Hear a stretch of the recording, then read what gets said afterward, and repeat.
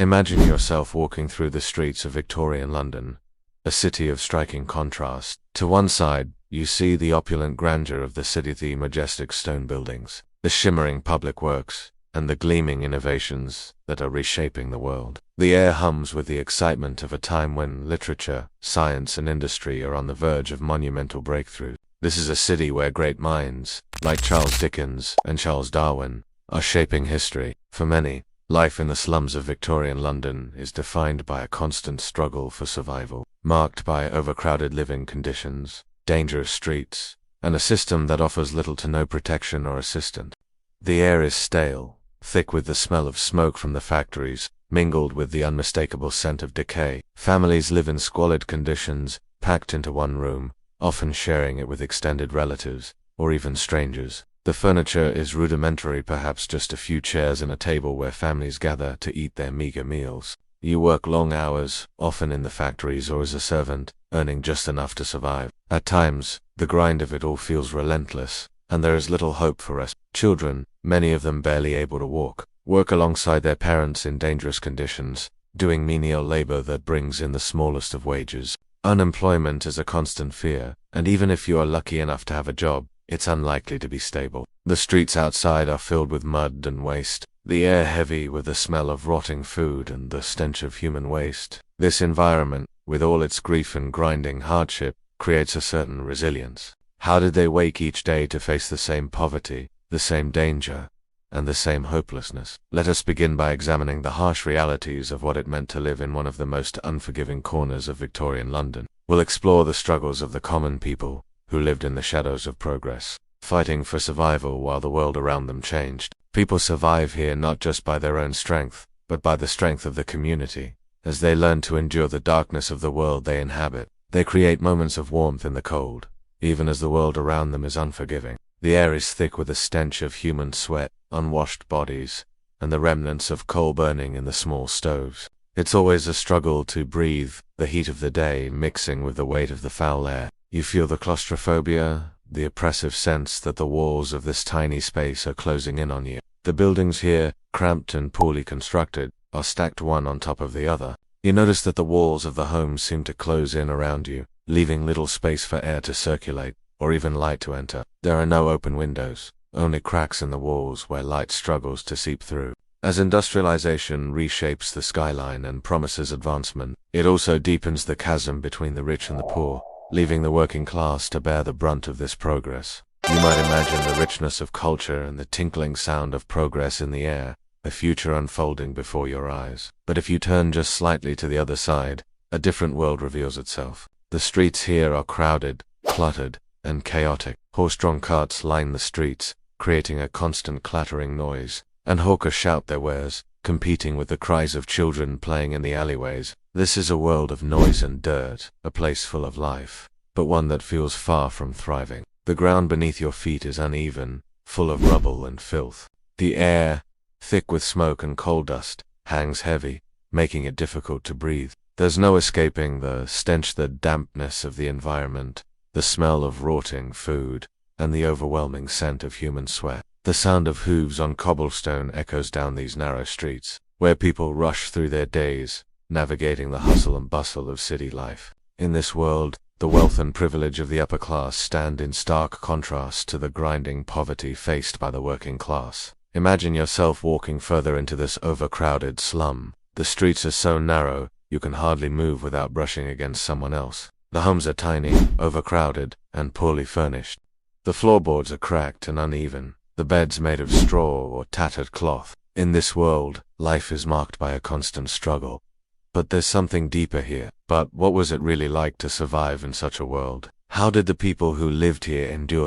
Imagine stepping back in time to Victorian England, where the air is thick with the smoke of industrial chimneys, and the once bustling countryside has now become a metropolis of factories and crowded streets. The sound of machines worry, the clatter of hooves, and the constant hum of the Industrial Revolution fill the air. The streets of London and other cities are alive with the pulse of progress. Yet behind this veil of advancement lies an uncomfortable truth: the growing divide between the haves and the have. The working class swells in numbers as families flood the urban areas in search of work. The system was structured such that assistance was only granted to those who were willing to enter the workhouses and abide by their rigorous rules. If you wanted food, shelter, and care, you had to work for it, and not just any work. They were designed not to help people become independent, but to make them serve and work. Inside the walls of the workhouse, the poor were isolated and subjected to a strict routine. The goal was not to feed, but simply to survive. There were no indulgences,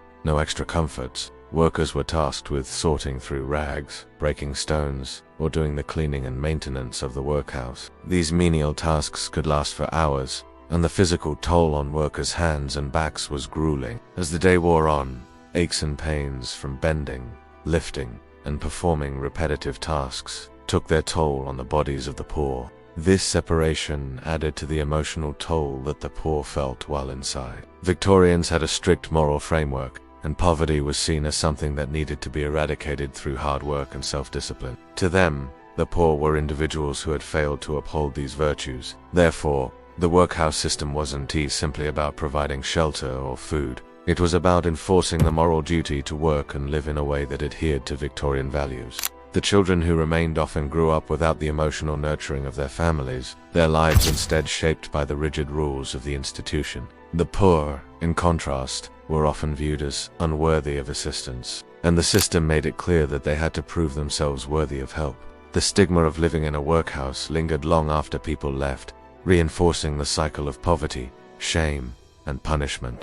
The workers were treated like machines, not people forced to endure without complaint or face further punishment. A day in the workhouse was about hard labor, minimal sustenance, and a lack of basic human dignity. Young boys and girls were also sent to workhouses, often as young as 5 or 6 years old. For them, the workhouse became a training ground for a future of grueling labor and strict discipline. Instead of going to school, many children worked from the moment they were capable of handling basic tasks. Children were often used for menial work, such as sweeping floors, breaking stones, or working in the kitchens. They rarely had the opportunity to play, learn, or form lasting friendships. For the poor, it was often the last resort of prison for the soul, as much as for the body. The conditions were not intended to provide comfort, they were there to enforce obedience. The inmates of the workhouses, often destitute men, women, and children, would wake up at dawn, and the first sounds of the day were the clanging of metal and the creak of doors opening to signal the start of the grueling labor. They grew up knowing nothing but hard work, obedience, and privation. Their childhoods were stolen as they were taught to live in a world defined by survival rather than innocence or growth. For many, the workhouse was a hopeless, environmental place where dreams were extinguished, and self-worth was broken down by the constant grind of survival. The labor was grueling, and the punishments for disobedience were severe. Men, women, and children slept in the same large rooms, their straw-filled mattresses providing little warmth or comfort. The workhouse was overcrowded, often housing more people than it could manage. The air inside was thick with dampness from the stone walls and constant lack of ventilation, and the stench of human sweat mixed with the smell of stale food and unwashed body. The goal was simple: make the workhouse life so unbearable that the poor would rather endure starvation or hardship than be forced into it. Factory jobs promise steady wages, but the reality is far harsher. In the Victorian worldview, individuals who were impoverished were seen not as victims of systemic issues, but as people who had failed to live up to the Victorian ideals of self-reliance, thrift, and industry. Poverty was thus a condition that needed to be punished, not alleviated. Those who entered the workhouses were subject to a strict moral code. The system punished the unworthy and gave rewards only to those who could demonstrate that they were deserving of support. For the poor and the disadvantaged, life in the workhouse was an extension of their societal poverty had always existed, but the rapid growth of the population had created a pressure cooker of social unrest. The government, struggling to keep pace, found itself faced with an overwhelming number of people seeking aid. In response, a solution was passed by Parliament in 1834, known as the Poor Law Amendment Act. This law aimed to reform how the state assisted the poor, but, unfortunately, the system that emerged was not designed to help them, was designed to control them. For many, the smoke-filled air and overcrowded homes become their prisons, and disease spreads rapidly due to unsanitary conditions. But these were not hospitals or places of refuge.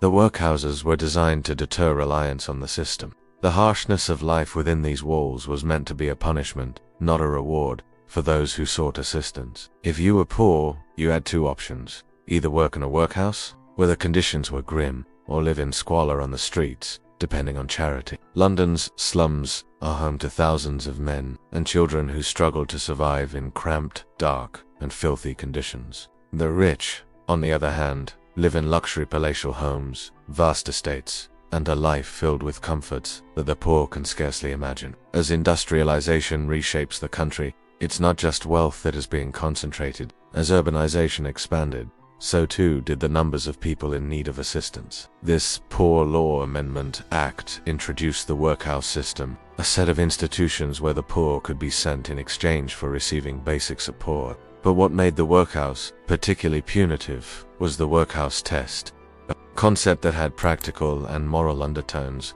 This policy was driven by a prevailing belief that poverty was a moral failing, something that could be solved only through discipline and hard work. The workhouses, though initially intended to help the poor, evolved into systems that were more about social control than support. In the workhouses, the lack of privacy was stark. The sleeping arrangements were sparse and shared. Meals were meager, often consisting of thin gruel, a small amount of stale bread, and maybe some vegetables. The work was monotonous and repetitive. One of the most heartbreaking aspects of life in the workhouse was the fate of the children.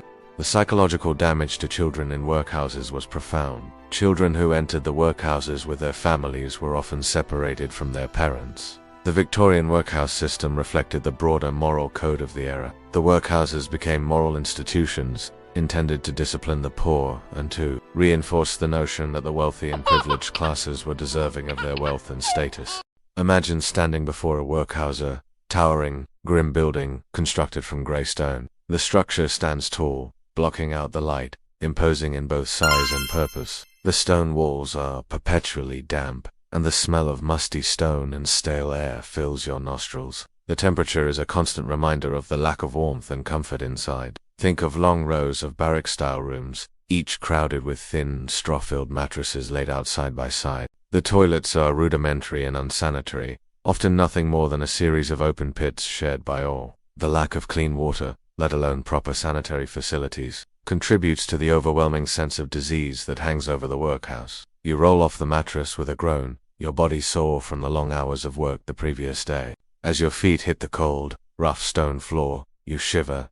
Slightly. The temperature inside the workhouse is always colder than it should be. What matters is the fact that it's enough to keep you alive just barely. Your task might involve ripping rags to be sorted, scrubbing floors, or working in the sewing room, stitching clothes that will be used by the workhouse or sold for a pittance. The work is repetitive, physically demanding, and mentally numbing. Your fingers become sore from the constant handling of fabrics or the constant motion of tearing rags. The muscles in your back and shoulders scream for relief. But there's no rest. The day has merely ended, and you are left to collapse into your bed exhausted, your muscles throbbing, your spirit weary. It is a familiar sound, a constant, relentless rhythm that echoes the monotony of your existence within these walls. There is no peace, only the long, hard road of survival. The drudgery of the workhouse is relentless. Tomorrow will be another day, just like today, cold, dreary, unfilled with the weight of a system that has no compassion for you or your suffering. For many of the poor souls here,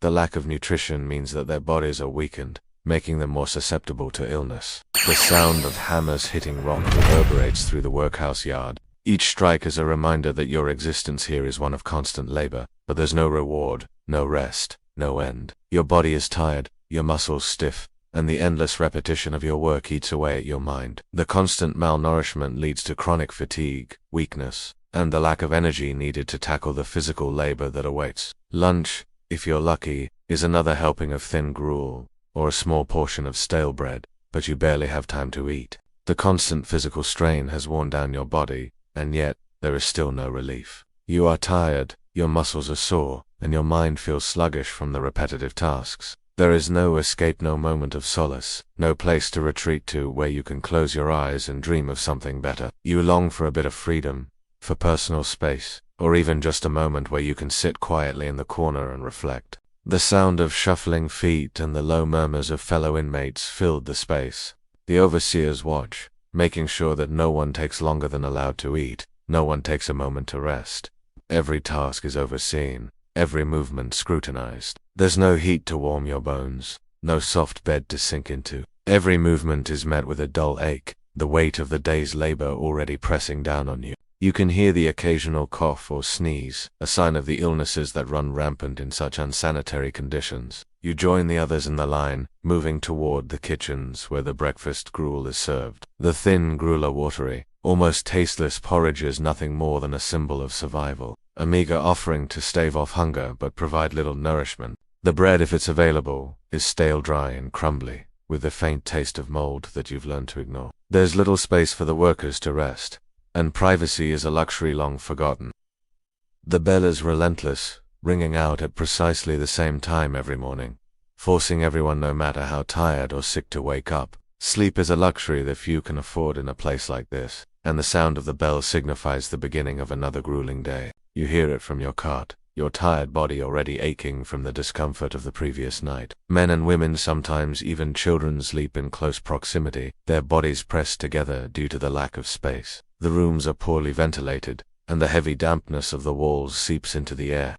Bitter cold penetrates the thin blankets, making it nearly impossible to sleep soundly through the night. Dampness seeps into every corner of the building, and the faint scent of sweat lingers in the air, mixed with the unpleasant odors of unclean bodies and lack of proper sanitation. The high brick walls create a sense of confinement, a fortress built to contain and discipline. There are no ornate decorations, no welcoming windows. Instead, the narrow slits that pass for windows are covered in grime and dirt, filtering the light to cast everything inside in a dim, sterile glow. The workhouse is as cold and uninviting as its purpose, designed not to comfort, but to punish. As you step closer to the heavy wooden doors, you can already feel the coldness in the air. The layout of the workhouse is functional, but harsh. The main building is divided into different sections, each serving its own purpose. The workrooms where men, women, and children toil away at menial tasks are cramped and poorly lit, often with only a few dim candles or torches to provide any illumination. These areas are filled with the sounds of clattering metal,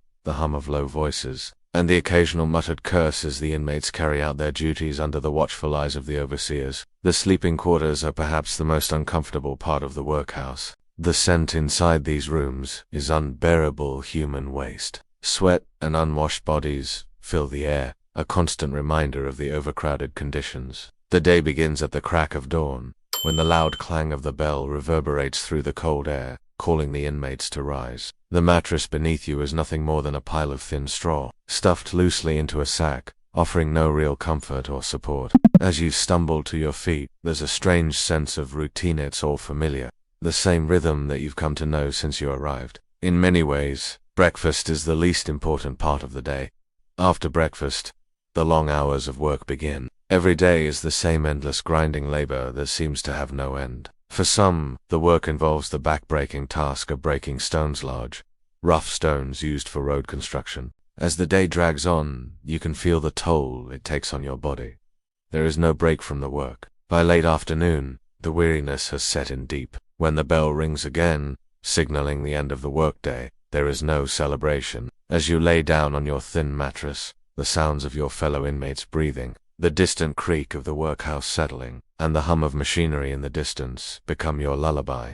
At the heart of every workhouse, there stood a figure who embodied the rigid control and authority that shaped every aspect of life within the institution: the workhouse master. The master was responsible for overseeing the daily operations, ensuring that the rules were strictly adhered to and that the inmates followed the monotonous grind of labor with unwavering obedience. They were essentially the executive authority in the workhouse, wielding the power to punish, reward, or expel those who failed to comply. The power they held over the inmates was absolute. A glance from the master could send ripples of fear through the room, and their commands were law. They were a figure of both authority and distance, holding control over the inmates' every movement within the walls. Assistants, guards, and caretakers all had defined roles, with each occupying a level of power over the inmates. However, while each role had its own set of responsibilities, they all existed to enforce a system of control. The role of the master was not one of compassion or care,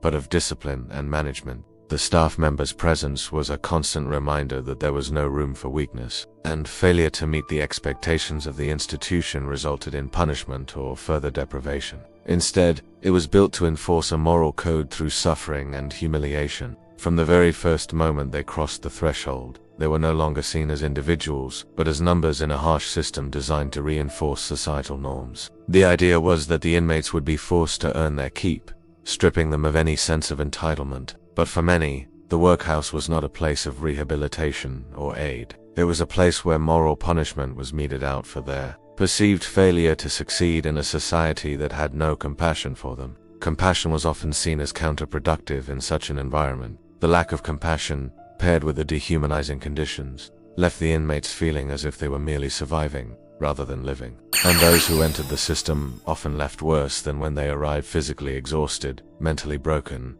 and emotionally scarred. A minor act of defiance could result in extra work, longer hours, or even physical punishment. The workhouse master, alongside the staff, maintained strict control over the inhabitants, ensuring that they never strayed from the grueling routines or the rigid moral expectations. For most, the workhouse was a place of suffering, where any glimmer of humanity was extinguished by the system's harshness and the constant threat of punishment. Compassion, where it existed, was fleeting, buried under the weight of an institution built on fear and survival. The workhouse was a microcosm of Victorian society's treatment of the poor one, where duty, discipline, and obedience were valued far more than individual rights or human dignity. The overseers often used fear as a means of ensuring compliance, and the constant threat of punishment kept the inmates in line. But these moments were fleeting and often inconsequential in the larger scheme of things. The workhouse was a machine, and these small acts of kindness were often crushed by the demands of a system that operated on rigid rules and strict discipline.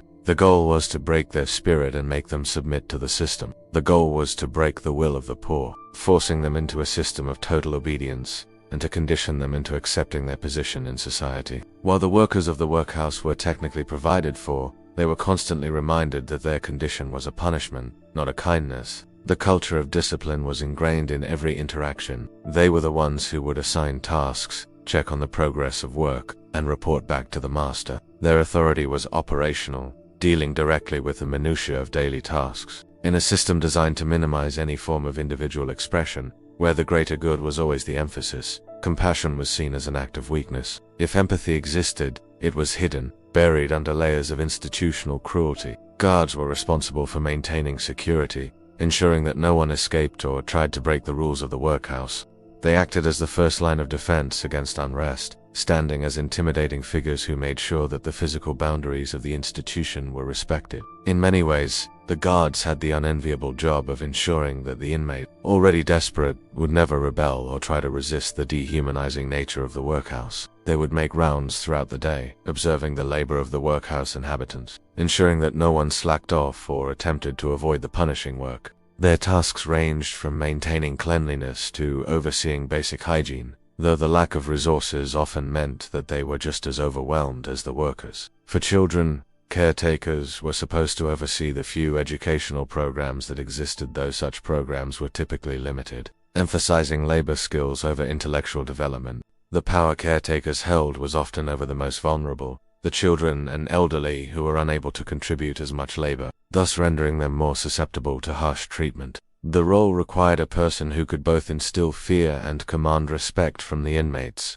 and for many workhouse masters, this meant using a heavy hand to maintain discipline. The workhouse master's task was clear: maintain order, enforce the rules, and above all, ensure that productivity never wavered. In the morning, the master was the one who ensured the bell rang at dawn, signaling the start of another grueling day. Though the title suggested a form of managerial authority, in practice, being a workhouse master meant being the enforcer of a harsh system. This system was not built on care or kindness. The master's primary focus was always to ensure that those within the walls worked hard and stayed in line, as long as they could prove themselves worthy of sustenance. Any lapse in work ethic, any moment of weakness, would be met with punishment or even expulsion from the workhouse, forcing the poor to return to the unforgiving streets of Victorian society. The workhouse was an increasingly stratified institution, and the staff that worked there was just as hierarchical as the people they governed. Assistants typically took on more direct roles in managing the daily work and labor of the inmates.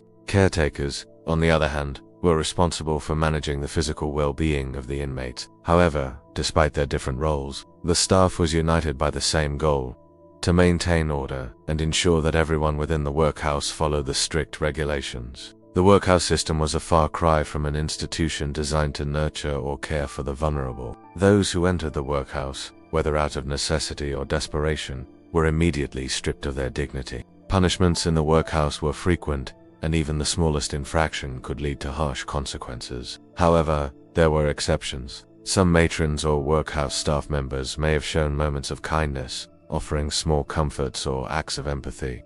But these were rare. For instance, some matrons may have quietly provided a few extra scraps of food or offered a gentle word of encouragement. The workhouse was a place where human beings were reduced to automatons, performing repetitive tasks, eating meager meals, and sleeping on cold stone floors. The workhouse system, designed to punish the poor for their poverty, forced them into a life of constant labor and humiliation. Living in a workhouse was not just physically taxing, it was emotionally and mentally corrosive. The inmates who entered these grim institutions were often reduced to mere numbers, identified not by their names, but by their status as the poor, the undeserving, the failures of society. The harsh conditions and the constant surveillance stripped away any sense of individuality. Many came to the workhouses as a last resort, a place of desperation. Children, who should have been filled with dreams, play, and imagination, instead found themselves growing up in an environment where survival was the only focus. They were deprived of the comfort of their families, torn away from the nurturing presence of parents who would otherwise guide them through the formative years of their lives. Separation from parents was common in work, as children were often housed separately in the institution, far from their mothers and fathers. People who lived in workhouses were looked down upon with disdain. Not only did they face physical hardship and emotional suffering, but they were also constantly reminded that they were viewed as undeserving of help or compassion. In fact, many preferred the hardships of living on the streets, begging for food, to the thought of being confined within a workhouse, where the stigma was so heavy and the conditions so oppressive. Personal dignity was stripped away, and the dehumanization of being forced into a system where every action was scrutinized, and where punishments were handed out for the smallest infractions took a toll on their Victorian workhouses often housed children as young as 5 or 6. The gruel served at the workhouse was often inadequate to meet the nutritional needs of growing children, and many suffered from stunted growth and weakness as a result. These children were not given an education or care, but were forced into grueling labor as soon as they were able to contribute. Instead, they were shaped by harsh labor and strict routines, leaving scars that would follow them well into adulthood. These children were denied the chance to dream, to be cared for, or to experience any sense of freedom or joy in their early years. Let us now turn our attention to the darker undercurrents of life in Victorian slums,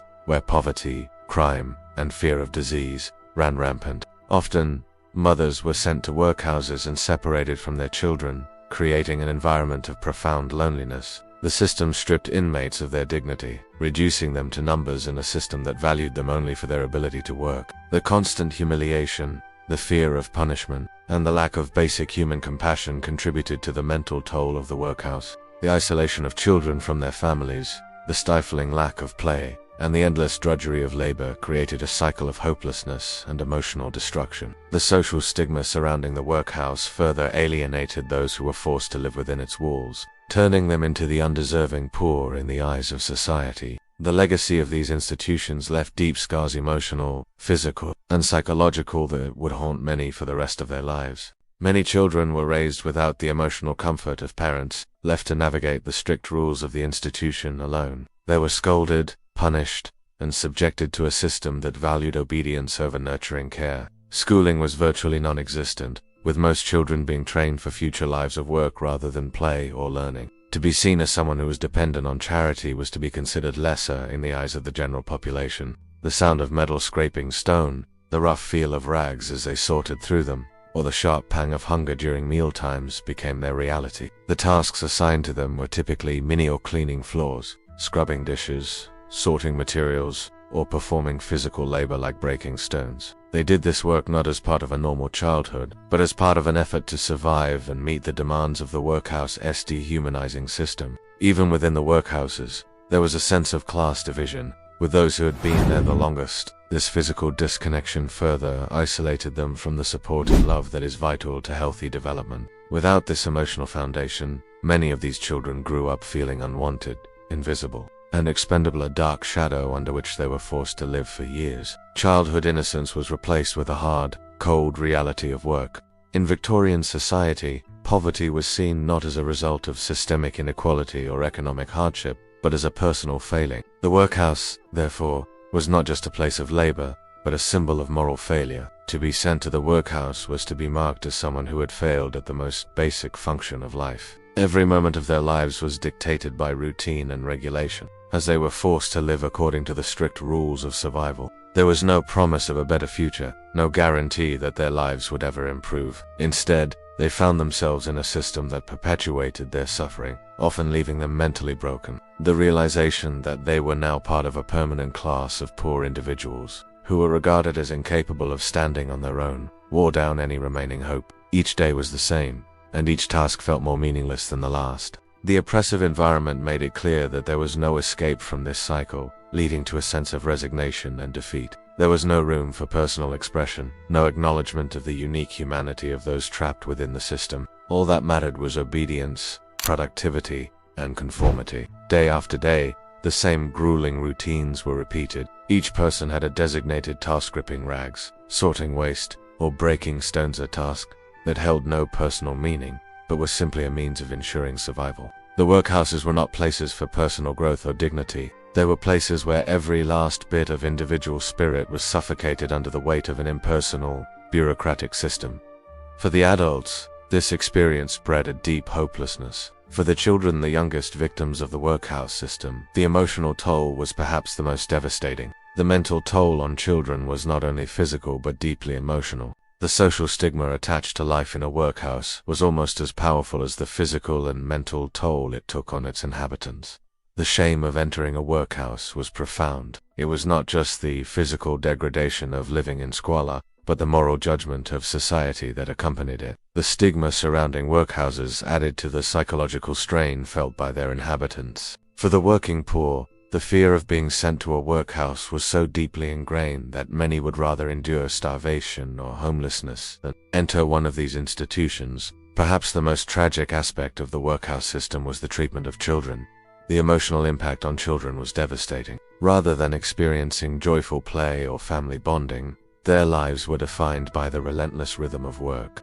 The constant overwork left many children physically drained. Their bodies, still growing and in need of proper nutrition, were instead subjected to malnutrition. Even more heartbreaking was the separation of children from their families. The psychological toll on these children was immeasurable. Some lost their innocence at an age when they should have been learning about the world around them in a more playful manner. Living in a Victorian workhouse was not just a physical hardship, but an emotional and psychological burden. The reality of workhouses is a harsh reminder of the Victorian attitude toward poverty, a system designed not to help, but to punish. In the Victorian era, society was governed by strict moral codes, and poverty was seen not as an unfortunate circumstance, but as a moral failing. This belief was rooted in the idea that everyone should adhere to the values of self-discipline, thrift, and moral uprightness. Those who were poor, particularly those who ended up in the workhouses, were often viewed as lacking in these virtues. It was assumed they had failed to manage their finances, work hard, or uphold their duties. Poverty was thought to be the result of personal weakness or immorality, not a consequence of structural issues such as unemployment, economic instability, or health crises. The purpose of the workhouse, therefore, was not just to feed or house the poor, but to punish them into conformity. The system reinforced the rigid social hierarchies of Victorian society by keeping the poor in their place. It became a mechanism for maintaining the existing power structure, ensuring that the upper classes remained undisturbed and that the poor remained subjugated and unable to challenge the status quo, making them reflect on their moral shortcomings and come to realize that their poverty was not a mere misfortune, but rather a personal failure. The overseers, masters, and staff of the workhouse held power over the lives of the poor, dictating their movements, their work, and their leisure. The stark divide between the opulence of the rich and the grinding poverty of the poor underscores the deep inequality that characterized Victorian England. They could afford to avoid the harsh conditions of the workhouse, relying on their wealth and social standing to secure better opportunities, healthcare, and education. The poor were seen as undeserving, while the rich were often viewed as virtuous and worthy of their wealth. The contrast between the lives of the workhouse inhabitants and the affluent elite could not be starker. Their social clubs, gala events, and political power were symbols of their standing. While the poor could only look on from the margins, their faces hidden from view. We see how the system was not just an institution for caring for the poor, but a force of control designed to ensure that the poor remained subjugated, whose crimes cast a shadow over the slums of London and added a sense of dread to the already unbearable conditions of life for the working class. It reflected the harsh moral philosophy of the time, where poverty was not seen as a consequence of broader societal issues, but as a personal failing. The workhouse system operated to maintain the social hierarchy, keeping the elite in power, while pushing the poor further down into despair. The wealth of the Victorian elite was built upon a structure that kept the workhouse system intact, ensuring that the poor remained invisible in the eyes of the public and relegated to the dark corners of society, where they were forced to confront the harshest of conditions. For the poor, the workhouse was a place of punishment. For the rich, the same system was a way of reinforcing their status as the deserving members of society. While the poor were being punished for their moral failures, the wealthy were celebrated for their success. Their status was seen as the result of hard work and moral virtue, even if it was rooted in the exploitation of the lower classes. While the poor were forced to endure the horrors of the workhouse, the upper classes lived in luxury in grand manor houses, luxurious apartments, and grand estates, where comfort and privilege were taken for granted. These individuals were often drawn from the same upper or middle classes that the workhouses were designed to serve, so in effect the wealthy, on the other hand, had the freedom to pursue leisure, culture, and personal growth, while the poor were expected to accept their subservience in a world where even the most basic dignity was often denied. This social divide served not only to uphold the status quo, but to make clear that the poor would never be able to escape their position. The system demanded that individuals conform to strict standards that were unrealistic for many, and which ensured that the workhouse would continue to function as a means of controlling the poorest and most vulnerable in society. They were enforcers of a system that maintained a social order in which the poor were kept in their place. The workhouse system was built on the assumption that if someone was poor, they had, in some way, failed to fulfill their moral obligation to society. The threat of being sent to a workhouse was often enough to push people into extreme poverty-driven survival tactics, such as begging, stealing, or living in squalor. This made the poor more docile and less likely to question the inherent injustices of the system. The harsh conditions in the workhouses, which stripped people of their dignity, reinforced the social idea of the undeserving poor, those who needed to be punished for their inability to succeed. By forcing the poor to work in harsh conditions in exchange for basic sustenance, the idea was that anyone could rise above poverty by adhering to these virtues. But for those who failed, the workhouse was not just a refuge, but a penal institution. The Poor Law Amendment Act of 1834, which institutionalized the workhouse system, was rooted in these beliefs, making it clear that assistance should only be granted if the poor were willing to endure harsh conditions and prove their worthiness. The system was intentionally uncomfortable and degrading because it aimed to discourage reliance on charity and to force moral improvement upon the poor. The Victorian workhouse was not only a place of labor, but also a moral institution, one that would supposedly redeem the poor by teaching them the virtues of hard work, obedience, and self-discipline. The harshness of the system was viewed as a necessary reminder that, in Victorian thought, a poor person was not worthy of charity unless they could prove their moral character. The Victorian moral code was also shaped by a strong belief in individual responsibility. The moral view was clear. Poverty was a failure of character, and if you were poor, you deserved little sympathy, beyond its moral implications. The workhouse also served a political function. It was not just a means of providing temporary relief, but a tool for social control. The workhouse acted as a kind of institutionalized hierarchy. Those within its walls had no rights, only duties. The workhouse also acted as a deterrent by making life inside the institution so unbearable, it discouraged the poor from depending on it. Through the use of disciplinary power, the workhouse ensured that the poor remained manageable and obedient. As we turn our gaze to the wealthy elite of Victorian society, a sharp contrast begins to emerge. The wealthy were not only financially secure but socially insecure. The workhouse system highlighted the disparity in how poverty was treated. Even more than physical discomfort, the workhouse served as a constant reminder that the poor had no escape. Their lives were defined by survival, not ambition or dreams. In contrast, the wealthy were often elevated in the public eye. As we conclude this section on the workhouse as a microcosm of Victorian society, let us shift our focus to another haunting aspect of Victorian life: the fear and mystery surrounding the infamous figure of Jack the Ripper. As we step back from the grim world of the Victorian workhouse, the overwhelming sense of hopelessness and dehumanization lingers.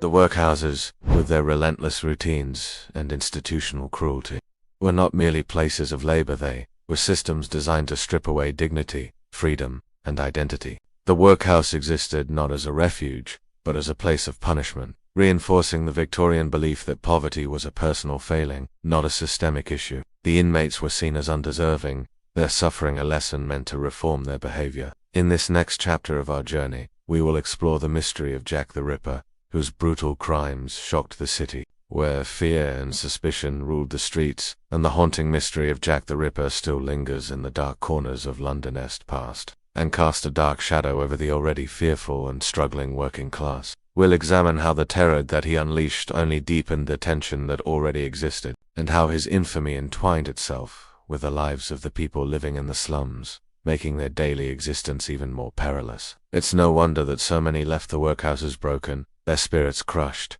and their sense of worth lost forever. The people who entered these spaces, whether by choice or necessity, found themselves trapped in a cycle of survival. The slums, where overcrowded conditions, disease, and crime were rampant, were equally as unforgiving as the workhouse. The squalor of these neighborhoods mirrored the hopelessness that pervaded the workhouse system. The people who lived there largely were, often without means to escape, faced a constant struggle for survival in a world that offered them little. Their bodies and minds were taxed beyond what most could endure, and the moral judgment imposed on them only deepened the emotional toll. In this harsh environment, there was little room for anything resembling compassion or self. Yet, the workhouse experience is just one layer of the much larger, poverty-ridden landscape of Victorian London. Now, as we transition to the next segment, we shift our focus from the oppressive conditions within the workhouse walls to the terrifying streets of London, where fear and crime were a part of everyday life. So, let us now move into the shadowy world of Victorian crime.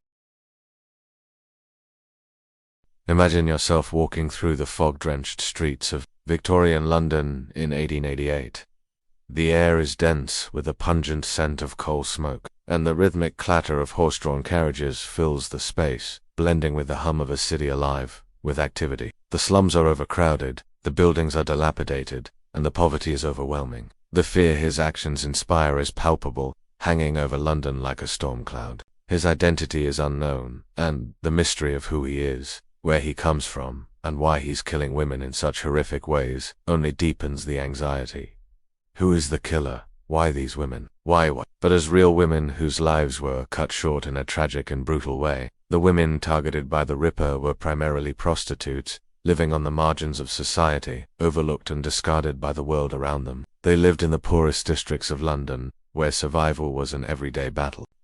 His ability to strike without reason or warning, leaving behind no clear clues or evidence, led to widespread panic and speculation. The fear of the unknown was what gripped the people of London the most. Who could he be? Where did he come from? In a city where surveillance and control were often the norm, he operated in plain sight, eluding capture, slipping through the cracks of society unnoticed. The very fact that this unknown killer could go about his murders with such impunity created an atmosphere of paranoia. No one was safe, and no one knew who might be the next victim. The rich and the middle class, who lived far from Whitechapel's slums, began to fear for their own safety, even though they were far removed from the actual threat. The Ripper murders marked a turning point in how crime was perceived in London. The fear, the mystery, and the brutality of his actions left an indelible mark on the city's psyche. For the residents of Whitechapel, the fear of Jack the Ripper did not dissipate once the murders stopped. It was a fear that lingered long after the killer had disappeared. The mystery of the killer made everyone feel vulnerable,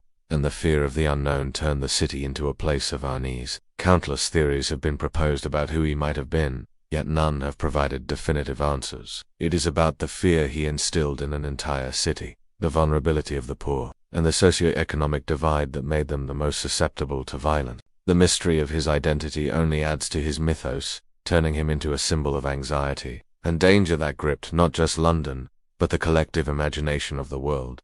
The fear he created, however, remains as potent as ever. His crimes have inspired a multitude of books, films, documentaries, and discussions, ensuring that his name will never fade from memory. As the killings continued, the anxiety of London's citizens became more pronounced. No one knew where the killer would strike next, and that uncertainty became the most terrifying aspect of all. What kind of person could commit such heinous acts with seemingly no motive? And why were these women targeted? Newspapers across the city published graphic details of the crimes, each news story adding to the horror of the Ripper's reign of terror. Every report fanned the flames of public panic, creating a sense of collective anxiety.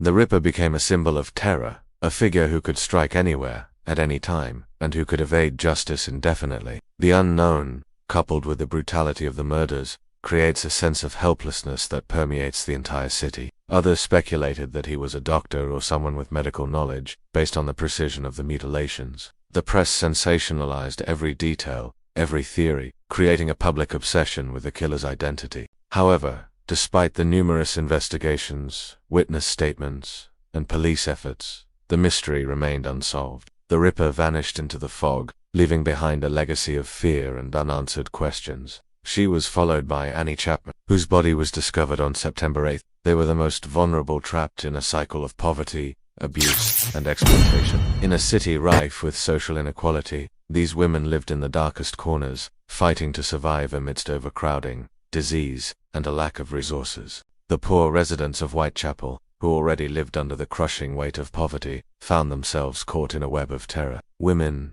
especially those who worked the streets, lived in constant fear of the Ripper's presence. It was no longer just the threat of crime, but the very real fear that one could become the next victim of this brutal killer. Their deaths were not just the result of a brutal killer. They were also the result of a society that had marginalized them, treating them as disposable. The terror of their deaths wasn't only felt because of the brutal nature of the killings, but because these women represented the very margins of society itself, those who were unseen and unheard, left to fend for themselves in an unforgiving world. Then came Elizabeth Stride and Catherine Eddowes, two more women whose lives were cut short by the same hand. Each victim was found in a state of brutal disarray, their bodies mutilated with precision, leaving no doubt that the killer was deliberate in his actions. The fog seems to wrap itself tighter around the lives of London's poorest, deepening the isolation, the vulnerability, and the feeling that no one is safe. There is an eerie quietness as you wander deeper into the maze of narrow alleys and dirty lanes. The dim glow of gas lamps flickers,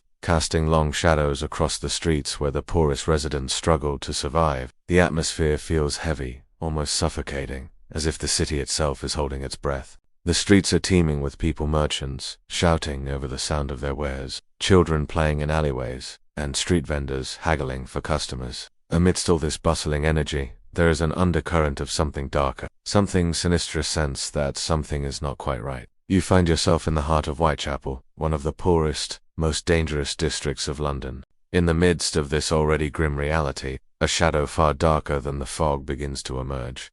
Jack the Ripper, one of the most infamous criminals in history, has begun his reign of terror. The Ripper's murders strike without warning, disrupting the fragile peace of London's poor districts. With each brutal act, the terror grows. These killings are not just about the violence themselves, but the fear of the unknown killer who is seemingly everywhere and nowhere. London's slums, already teeming with poverty, disease, and death, now have to contend with the horror of an unseen predator stalking the streets. Fear spreads like wildfire, affecting not just the residents of Whitechapel, but the entire city. As you walk these streets, your mind can't help but race. To understand the depth of the fear Jack the Ripper instilled, it's important to look at his victims not as mere statistics or faceless names. In history, the first victim, Mary Ann Nichols, was found on August 31st, 1888.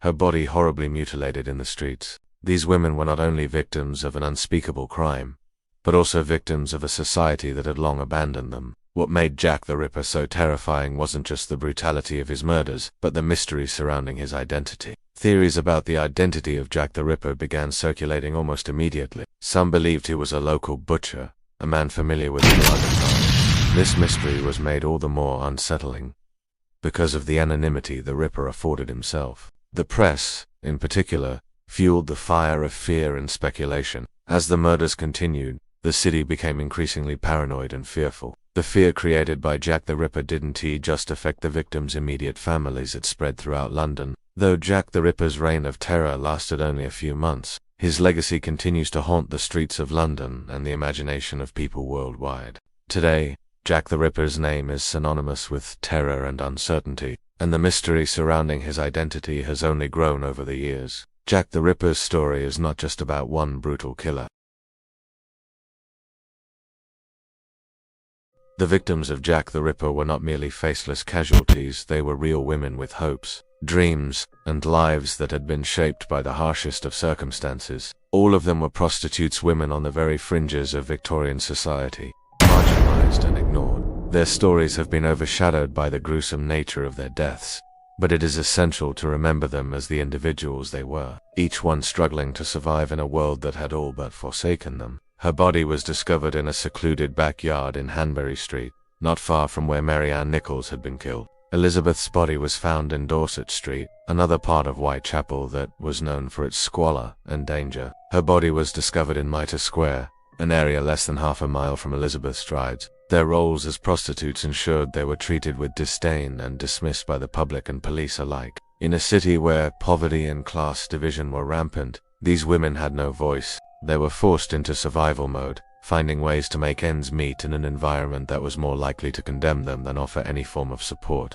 They were women whose lives had been shaped by poverty, violence, and marginalization, and their deaths reflect the social inequalities that plagued Victorian society. The Ripper's murders were not just an isolated series of brutal killings, they were a reminder of the inequities of Victorian society, where the poor and disenfranchised were left to suffer in silence. The public's fascination with the identity of the killer may have been fueled by a desire for justice, but it also speaks to the fear that Jack the Ripper represented, an unknown threat that could strike at any moment and take the life of the most vulnerable without any apparent reason. The horror of their murders lies not just in the brutality of the acts, but in the lack of care and attention that led to their abandonment in the first place. Many of the women were addicted to alcohol, their lives shaped by abusive relationships, broken homes, and personal tragedies. Like the others, Ido's throat was slashed, but her body was also mutilated in ways that suggested the killer had become increasingly bold. The investigation into the Ripper's crimes was hampered by confusion, incompetence, and a lack of resources. As the press sensationalized the murders, the public's fascination with the case only grew, fueling more speculation and conspiracy theory. But for the women of Whitechapel, there was no escape from the fear. The Ripper wasn't just a killer, he was a symbol of a society's neglect, a society that had failed to protect its most vulnerable members. Her abdomen was cut open, and her intestines were removed, with portions placed across her body. They faced a constant battle for survival in overcrowded, disease-ridden slums, and their work as prostitutes was a direct result of a lack of economic opportunity. The Ripper murders are often seen as isolated events, but in reality, they were part of a much larger story, one that speaks to the failures of a system that marginalized its most vulnerable citizens. The violence of the act showed a complete disregard for her humanity, a cold, detached brutality that mirrored the harsh conditions of the women's lives in Whitechapel. Her death was markedly different in one respect. Her body was found in a less mutilated state than the previous victims. While her throat was cut, there were no signs of the same level of brutal dissection.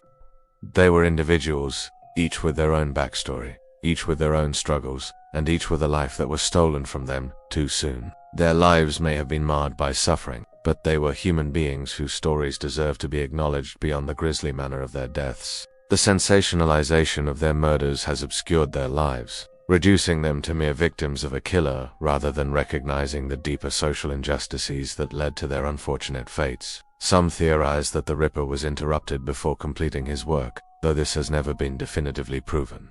Nonetheless, her death was still a reflection of a society's neglect, where women were left vulnerable to the whims of a brutal killer. Annie Chapman's death bore many of the same hallmarks.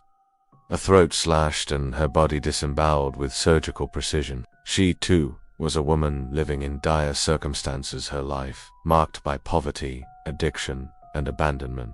Like many women of her time, Annie had sought refuge in prostitution, a way of survival that society often condemned, yet offered few alternatives to. Her story, much like that of Mary Ann Nichols, was one of neglect, of living in a world that provided no safety net for the vulnerable, only condemnation. The first victim, Mary Ann Nichols, was discovered in Bucks Row on August 31st, 1888. Her throat had been slashed, and her body left in a grotesque display of murder that marked the beginning of a spree that would terrorize London for months. Mary Ann Nichols, 43 years old at the time of her death, had spent much of her adult life struggling with poverty and alcoholism. She had been married, had children, and lived in the middle class. But her fall from grace had brought her to the streets of Whitechapel, where she resorted to prostitution to survive. Her death wasn't just the end of her life, it was the final chapter in a tragic series of events. A series that reflected a system that had failed her and countless others like her. Just a few days later,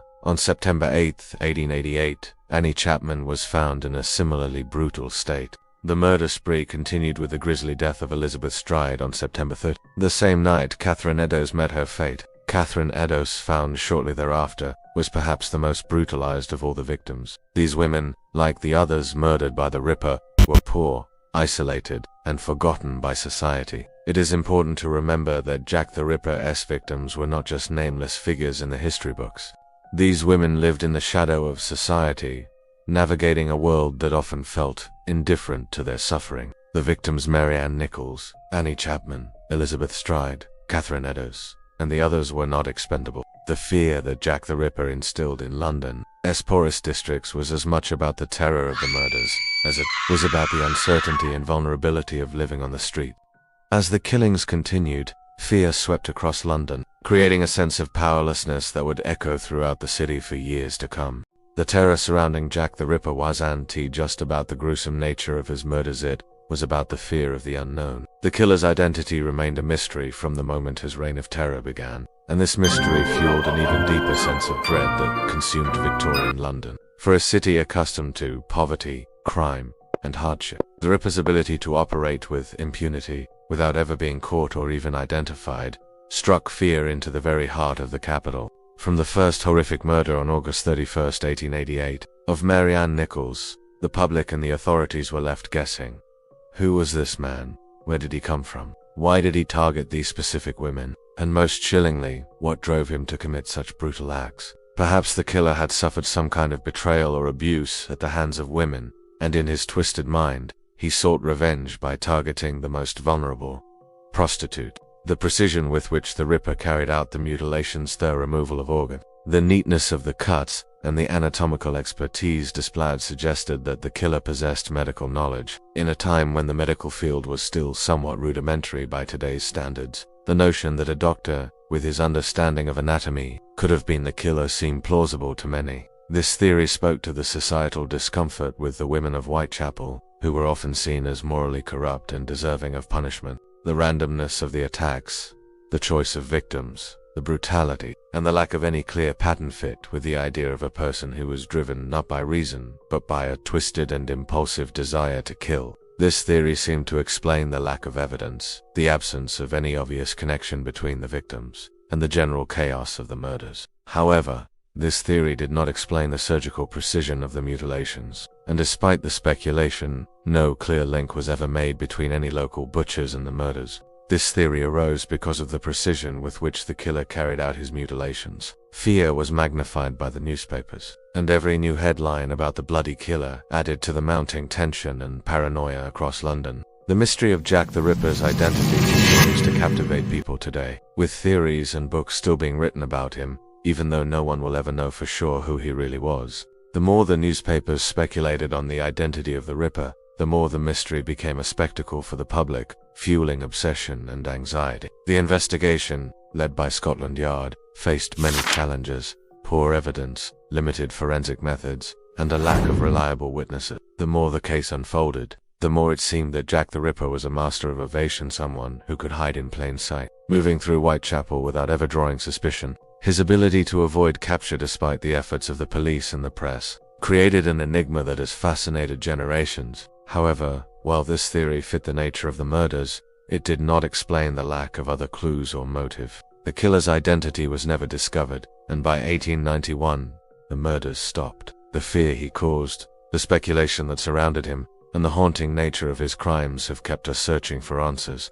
And though the killer remains unidentified, Jack the Ripper continues to live on in our imaginations as the ultimate symbol of fear, a figure who struck without reason, whose identity has been lost to time, but whose impact on history and culture remains profound. Whether the killer died, moved away, or was simply never caught, Jack the Ripper disappeared without a trace. But the legacy of his crimes and the terror he instilled in London. Newspapers at the time were eager to sell sensational stories, and the mystery of the Ripper's identity was the perfect subject to attract attention. Every new development, every new murder, and every new theory was reported with flamboyant detail, often exaggerating or fabricating facts to capture the public's attention. Was the killer just a twisted artist or someone driven by other factors entirely? Again, there were no definitive answers, just more unanswered questions. If the killer was skilled in working with his hands, it could explain the controlled cuts made to the victim's body. These questions were not just about solving a crime, they were about understanding the very nature of fear itself. Jack the Ripper's mystery fed the imagination of the public, transforming him from a mere murderer into something far more sinister, a bogeyman, a symbol of terror, an entity whose identity seemed to slip further away with each passing month. This theory suggested that the killer might have been able to move freely between different social classes, blending in with the more affluent members of society, all the while hiding his true identity behind a respectable profession. This theory focused on the psychological aspects of the crimes, suggesting that the killings were not premeditated, but rather the result of an inner compulsion that the killer could not control. He didn't target his victims for any personal reason. He simply acted on his base instincts, driven by an urge to destroy. However, the idea of a doctor being involved in such brutal killings was just one of many ideas, none of which could be proven. The fact that no one knew who he was, or even what he looked like, made his reign of terror even more potent. With no suspects and no clues, Jack the Ripper became the perfect figure of fear, representing an invisible threat that could strike at any time, in any place. The fear of the unknown is one of the most primal emotions, and the lack of answers left the residents of Whitechapel and, by extension, the entire city of London, on edge. As the months dragged on without any breakthroughs in the investigation, the panic and anxiety in the city grew, and with that, the theories began to multiply. Everyone had an idea, but no one had the truth. One of the earliest and most widely discussed theories suggested that Jack the Ripper was a local butcher, someone familiar with knives, blood, and the intricacies of cutting. The theory was rooted in the belief that the killer's methodical dissection of the victims' bodies pointed to a person with a deep familiarity with blood and gore. The role of a butcher, who wielded sharp instruments daily and had a basic understanding of anatomy, made for an obvious suspect in the public imagination. There was also speculation that the Ripper's hatred of women, which seemed to be a core motivation, was rooted in personal grievances. Another theory that gained considerable traction was the idea that the Ripper was a doctor or someone with medical training. Some believed that the Ripper was a wealthy doctor, someone who could afford to live outside the poverty-stricken district of White. Perhaps the most chilling theory was that Jack the Ripper was simply a madman, a psychopath driven by an uncontrollable urge to kill. In this scenario, the killer wasn't a trained surgeon or a person with a personal vendetta against women. He was just someone who had become unhinged, his mind consumed by dark, uncontrollable thoughts. A more unusual theory posited that Jack the Ripper was a tradesman, perhaps a carpenter, tailor, or artist, someone with a skill set that involved the use of sharp tools or fine motor skill. This theory also suggested that the killer's creativity played a role in his actions, that he might have seen the killings as a form of art or expression, adding a dark and morbid layer to his identity. The role of the press in fueling the mystery of Jack the Ripper cannot be overstated. The press not only sensationalized the crimes but also turned the Ripper into a legend, a figure who existed in the shadows but whose presence was felt everywhere. The Ripper became a boogeyman, a figure who was both real and imagined, and his story became interwoven with the city's fears. Despite the hundreds of theories, the Ripper's true identity remains a mystery. As the months turned into years, the fear and intrigue surrounding the case only intensified. The mystery of Jack the Ripper has become part of our collective consciousness. Jack the Ripper's reign of terror didn't just devastate the lives of his victims, it instilled a profound sense of fear that spread across the entire city of London. As the body count grew, so did the anxiety and paranoia. For the residents of Whitechapel, the slums of East London where the murders took place, every shadow, every creak of the floorboards, every late-night footstep became a possible death sentence. Every woman in Whitechapel who had to walk home after dark became a potential victim. They were forced to endure the dangers of the streets, while carrying the weight of society's disdain for their occupation. It was the fear of randomness, of uncertainty, of living in a world where controls seemed to slip away at every corner. The inhabitants of Whitechapel, already struggling with poverty, overcrowding, and disease, now found themselves living under the shadow of an invisible killer. The killer targeted prostitutes, women already living in the margins of society. Walking the streets at night became a gauntlet of fear, with each passing person or shadow possibly being a murderer waiting to strike. Jack the Ripper was not just a killer, he was a mystery. And it was this mystery, the lack of answers, that turned the lives of the people of Whitechapel into a living nightmare.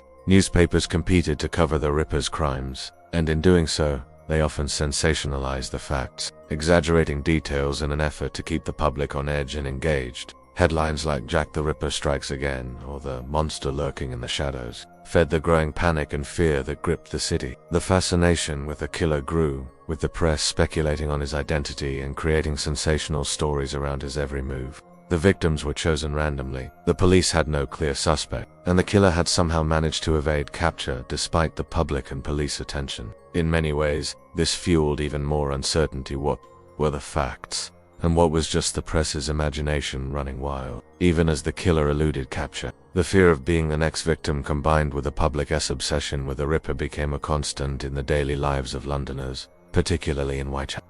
It was the randomness of the murders that gave the Ripper his most dangerous weapon, the fear of being next. The night air, already thick with the smell of coal, smoke, and decay, now seemed to carry the added weight of imminent danger. The authorities were supposed to offer protection, but in the eyes of Whitechapel's residents, they had failed to do so. The fear created a growing sense of abandonment. The poor and vulnerable of the East End had nowhere to turn for help, and now they had to live under the constant shadow of terror. The police were overwhelmed, and their inability to offer any real protection made the fear worse. To the people of Whitechapel, the Ripper wasn't just an isolated threat. He was a symbol of everything. They had lost a reminder that those at the bottom of the social ladder were easily forgotten, even when their lives were at stake. Women had to decide whether to stay inside, where they were subject to the suffocating heat, overcrowding, and lack of privacy, or brave the streets and face the very real possibility of being the next victim. The streets of Whitechapel, particularly in the evenings, were filled with women trying to make a living through sex work, a reality forced upon them by circumstances beyond their control.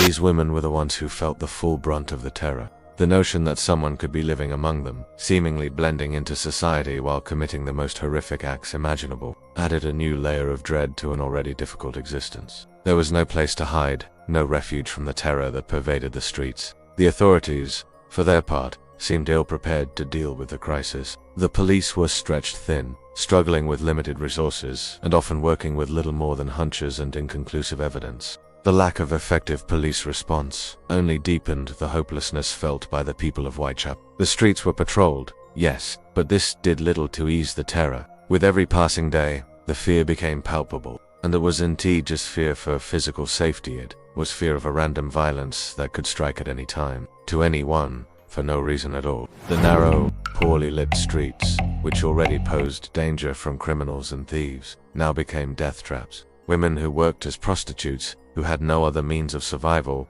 found themselves particularly vulnerable. The fear wasn't just about the threat of violence. It was about the sense of powerlessness. The people of Whitechapel were already abandoned by a society that valued them little. They lived in unsanitary, overcrowded conditions, their lives often marked by hardship and suffering. And now the Ripper had turned their already difficult world into a place where violence and death lurked just beyond the horizon. The very nature of their work, often conducted in the dark, behind closed doors, made them prime targets for a killer who struck in seclusion, choosing his victims without warning or apparent reason.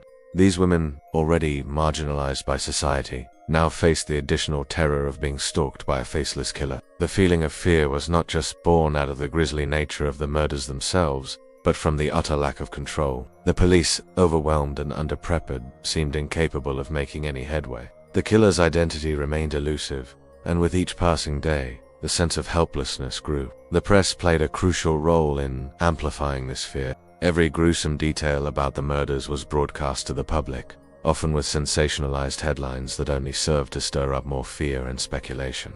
The media frenzy not only created a feeding frenzy for readers, but also painted a picture of the Ripper as an almost supernatural figure, unseen monster who lurked in the shadows. This relentless exposure allowed Jack the Ripper to become more than a criminal. He became a symbol of terror, an embodiment of the fear that plagued the streets of Whitechapel. The very act of his unknown identity added to his power, turning him into something almost mythical. The fear that Jack the Ripper generated was not a temporary feeling, it lingered, building over time. The women of Whitechapel, unlike many others in London, had little protection from the law. The fear of Jack the Ripper was more than just a fear of being murdered. For many in Whitechapel, the fear of Jack the Ripper became intertwined with the fear of their own lives, of the constant struggle to survive in a place that offered no hope.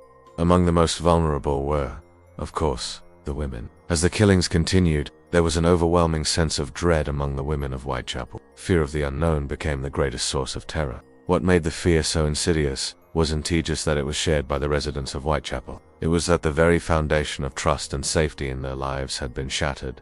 As the killings continued, the media frenzy intensified. The press played a crucial role in amplifying the fear, but it also fueled public hysteria. As more details were leaked to the press, rumors began to spread about possible suspects, and the public's fear of the killer turned into a manhunt for answers. Jack the Ripper's reign of terror ended as abruptly as it began, but the fear and uncertainty he instilled in the population continued to reverberate through the streets of London long after his final crime. The impact of his brutal murders went far beyond the immediate victims and their families. His name became etched in history not just as a notorious criminal, but as a symbol of the terror that gripped Whitechapel and the broader social fabric of Victorian London. The grief and trauma caused by the murders lingered long after the killer stopped his attacks. The narrative of fear that Jack the Ripper created became embedded in the collective consciousness of Londoners. For over a century, the question of who Jack the Ripper really was has remained unanswered. The mystery has fueled an obsession that has endured through generations, spurring countless theories, books, films, and documentaries about the crimes. Each new theory about the killer's identity only adds to the intrigue and fascination, while never providing the definitive answers that the public has craved. These women were considered undeserving by mainstream society, their lives defined by poverty, abandonment, and exploitation. While the wealthy elite lived in relative safety and comfort, the poor in the slums were subjected to violence and social invisibility. The mystery surrounding his identity, coupled with the grisly details of his crimes, has made him one of the most fascinating and frightening figures in criminal history. In many ways, Jack the Ripper is the original boogeyman, a killer whose legacy has remained deeply embedded in our collective imagination. The question of who Jack the Ripper truly was continues to haunt those who seek to understand not just the man himself, but the society that produced him, a society that allowed him to operate in the shadows, unnoticed by those who had the power to stop him. He has become a symbol of fear, his name synonymous with the unexplainable and the uncontrollable. In films, books, and documentaries, Jack the Ripper remains an enigmatic and chilling figure, a character who embodies the unknown and the terror that still lingers in the shadows of society. The police, rather than focusing their efforts on protecting the vulnerable,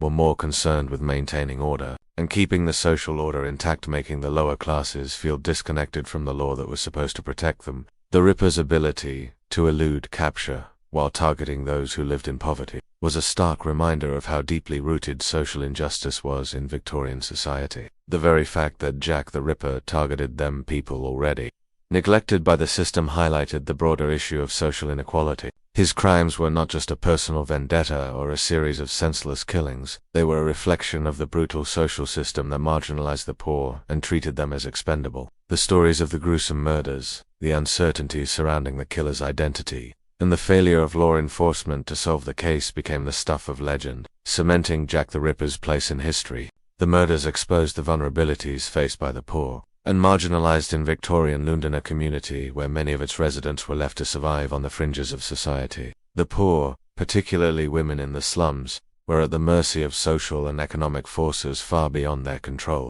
They were often overlooked and ignored by those in power, and their suffering was swept under the rug by the authorities, as they were deemed unimportant and disposable. The fear didn't just fade with time, it morphed into a symbol of societal breakdown, of the failure to protect the most vulnerable from harm. Those who lived through the terror of the Ripper spree were left with the scars of that fear, and the sense of uncertainty that accompanied it. For the women, in particular those who walked the streets at night in search of work, the fear of being next was a constant presence, an unspoken anxiety that crept into their daily lives. The inability to pinpoint his identity has created a mythic status around the case, and the unknown nature of the killer made him even more terrifying. He was not just a criminal, he was a phantom, a figure who was both present and absent at the same time. His actions remain a shadow that looms over the history of London and continues to stir the imagination of people around the world. It affected their mental well-being, leaving them anxious, wary, and emotionally scarred.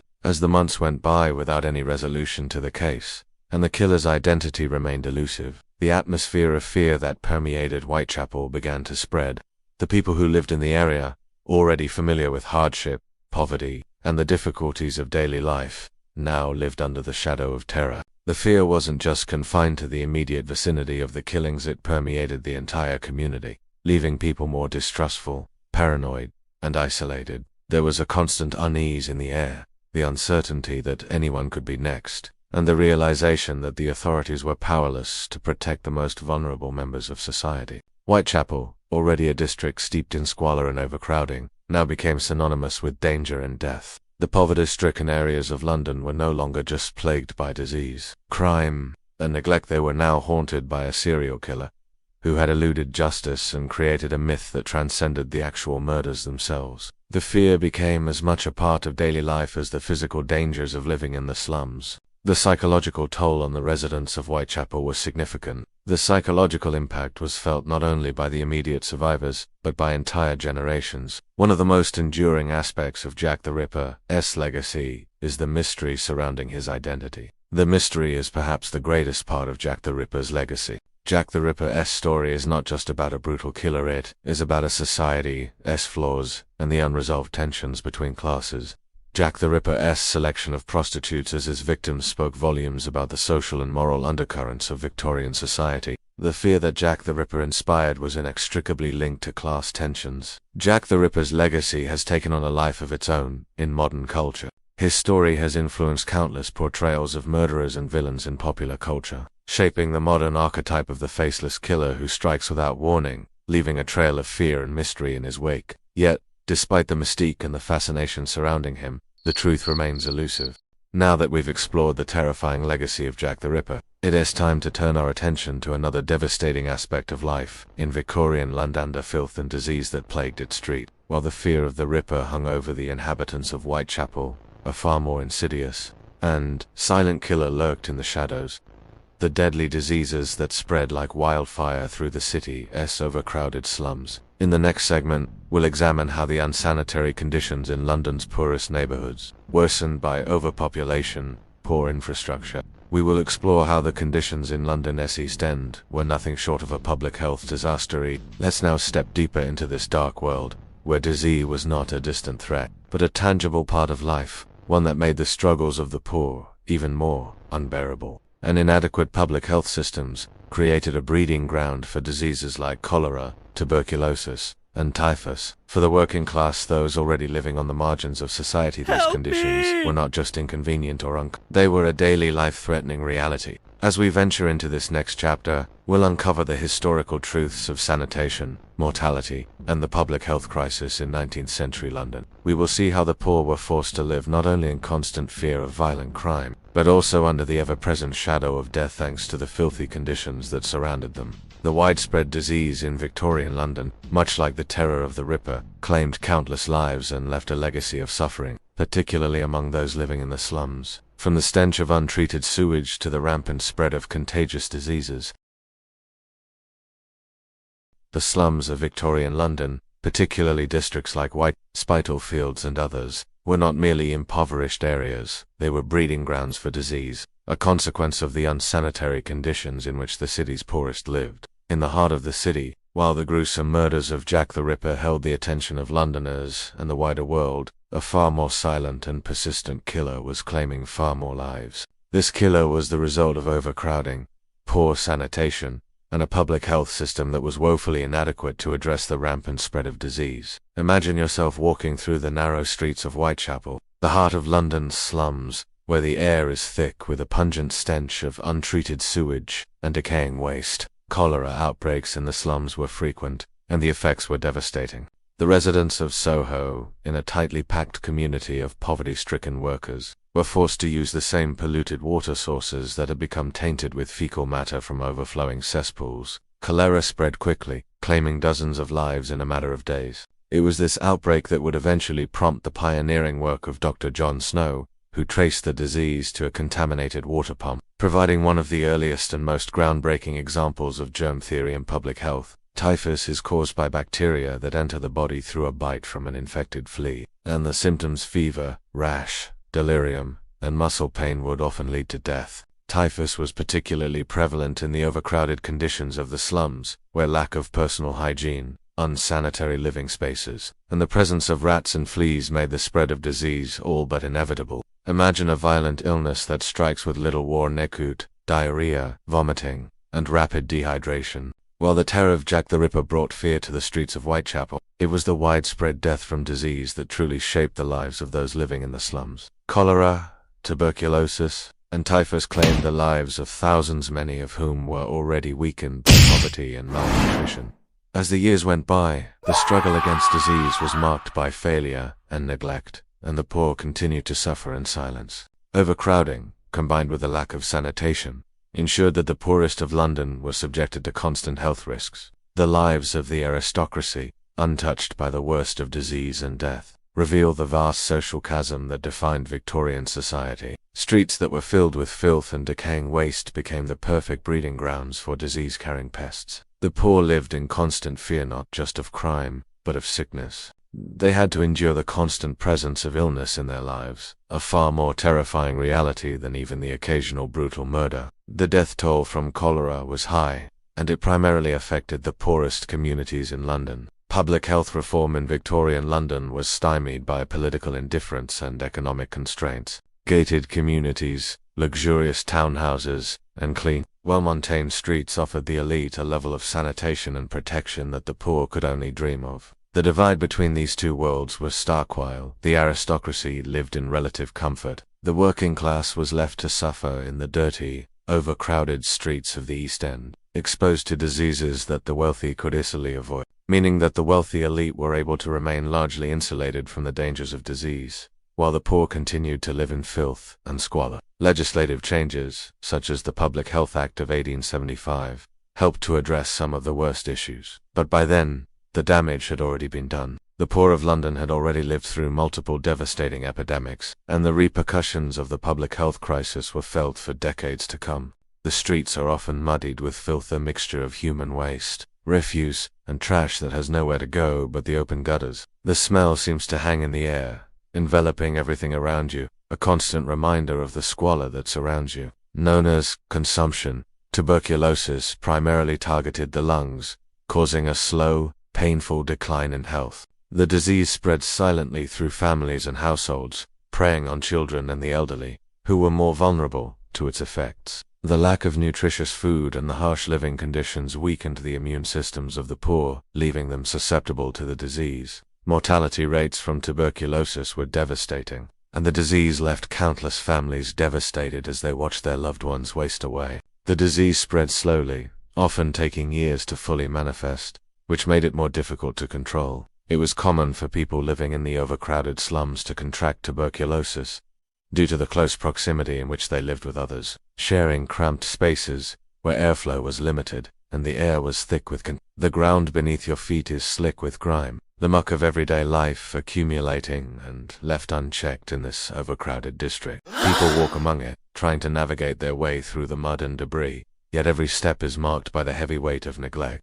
The city's slums were overcrowded, with entire families forced to live in single rooms, often with little ventilation and barely any access to basic hygiene facilities. These families shared their living spaces with no privacy. Their daily lives spent in cramped quarters that were both physically and mentally oppressive, and the threat of disease was never far behind. Without the ability to maintain even basic sanitation, the spread of infectious diseases like cholera, typhus, and tuberculosis was inevitable. In many places, the sewage system is inadequate or entirely non-existent. People were forced to live amidst the very filth that facilitated the spread of illness. As a result, conditions were ripe for the outbreak of dangerous diseases, often unseen until it was too late. These unsanitary conditions were not isolated. They were systemic. One of the most deadly diseases to strike Victorian London was cholera, a bacterial infection that was spread primarily through contaminated water sources. The 1854 outbreak in Soho became a particularly infamous example of how poor sanitation exacerbated the spread of disease. While cholera struck with ferocity, tuberculosis was a far more insidious killer in Victorian London.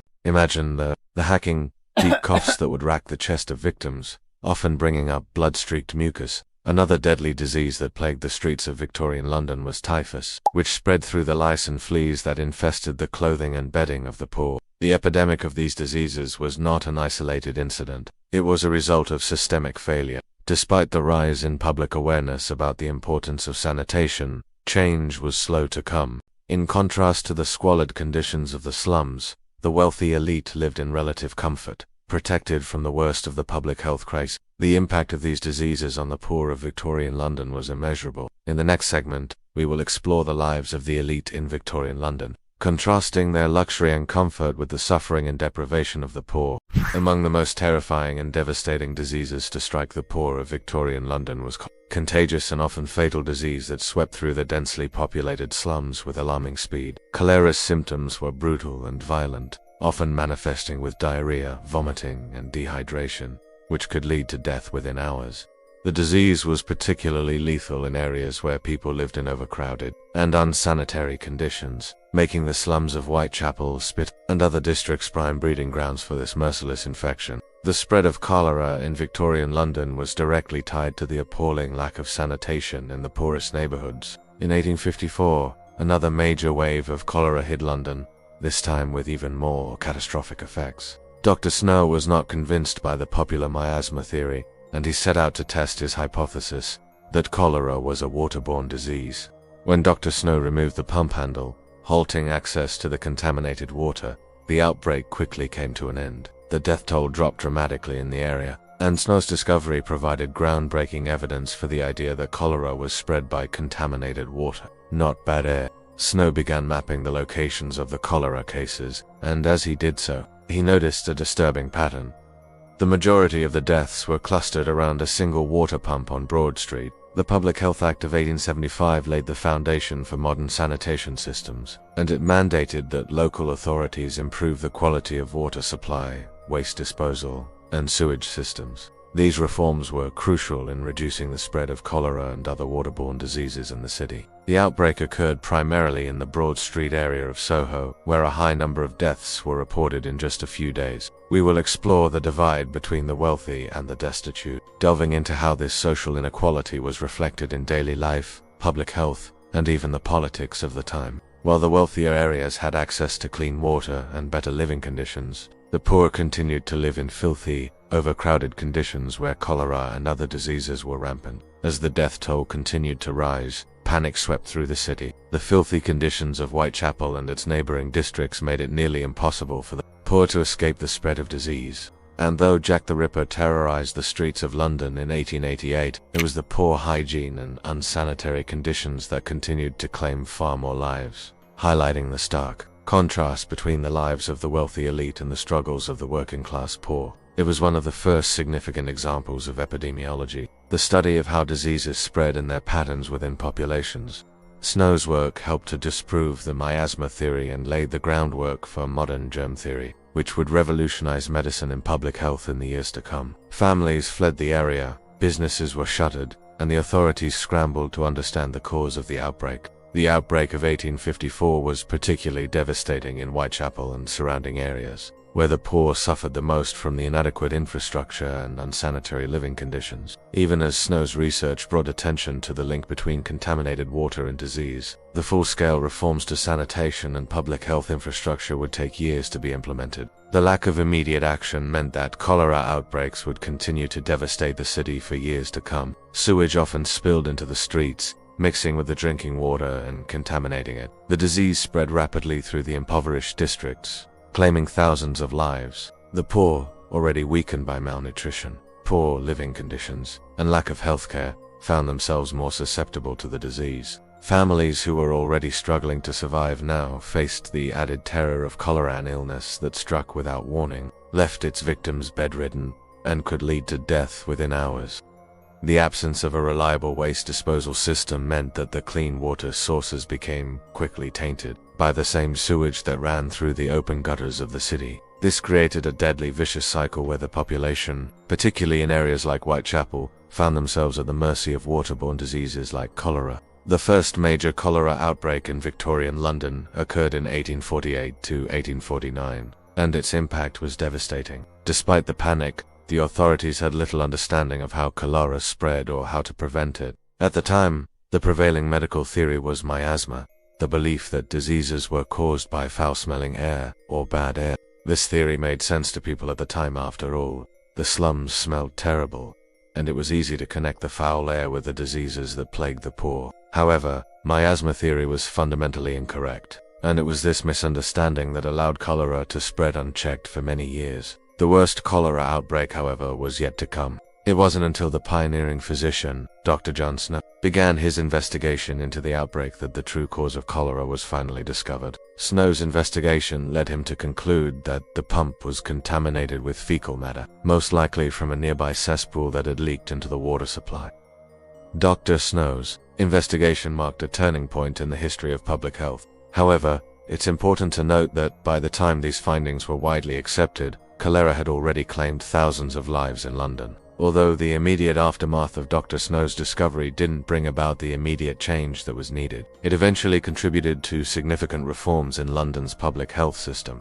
Yet, despite these advancements, the legacy of cholera in Victorian London remains a stark reminder of the failure to address public health and sanitation issues in the slums of the city. Even with advancements in public health and greater awareness of the need for proper sanitation, cholera remained a silent killer in the background of London's everyday life, particularly in the most impoverished areas. In the next segment, we will examine how disease and poverty were intertwined in Victorian London and how the upper classes, shielded from the worst of these public health crises, lived in luxury while the poor suffered.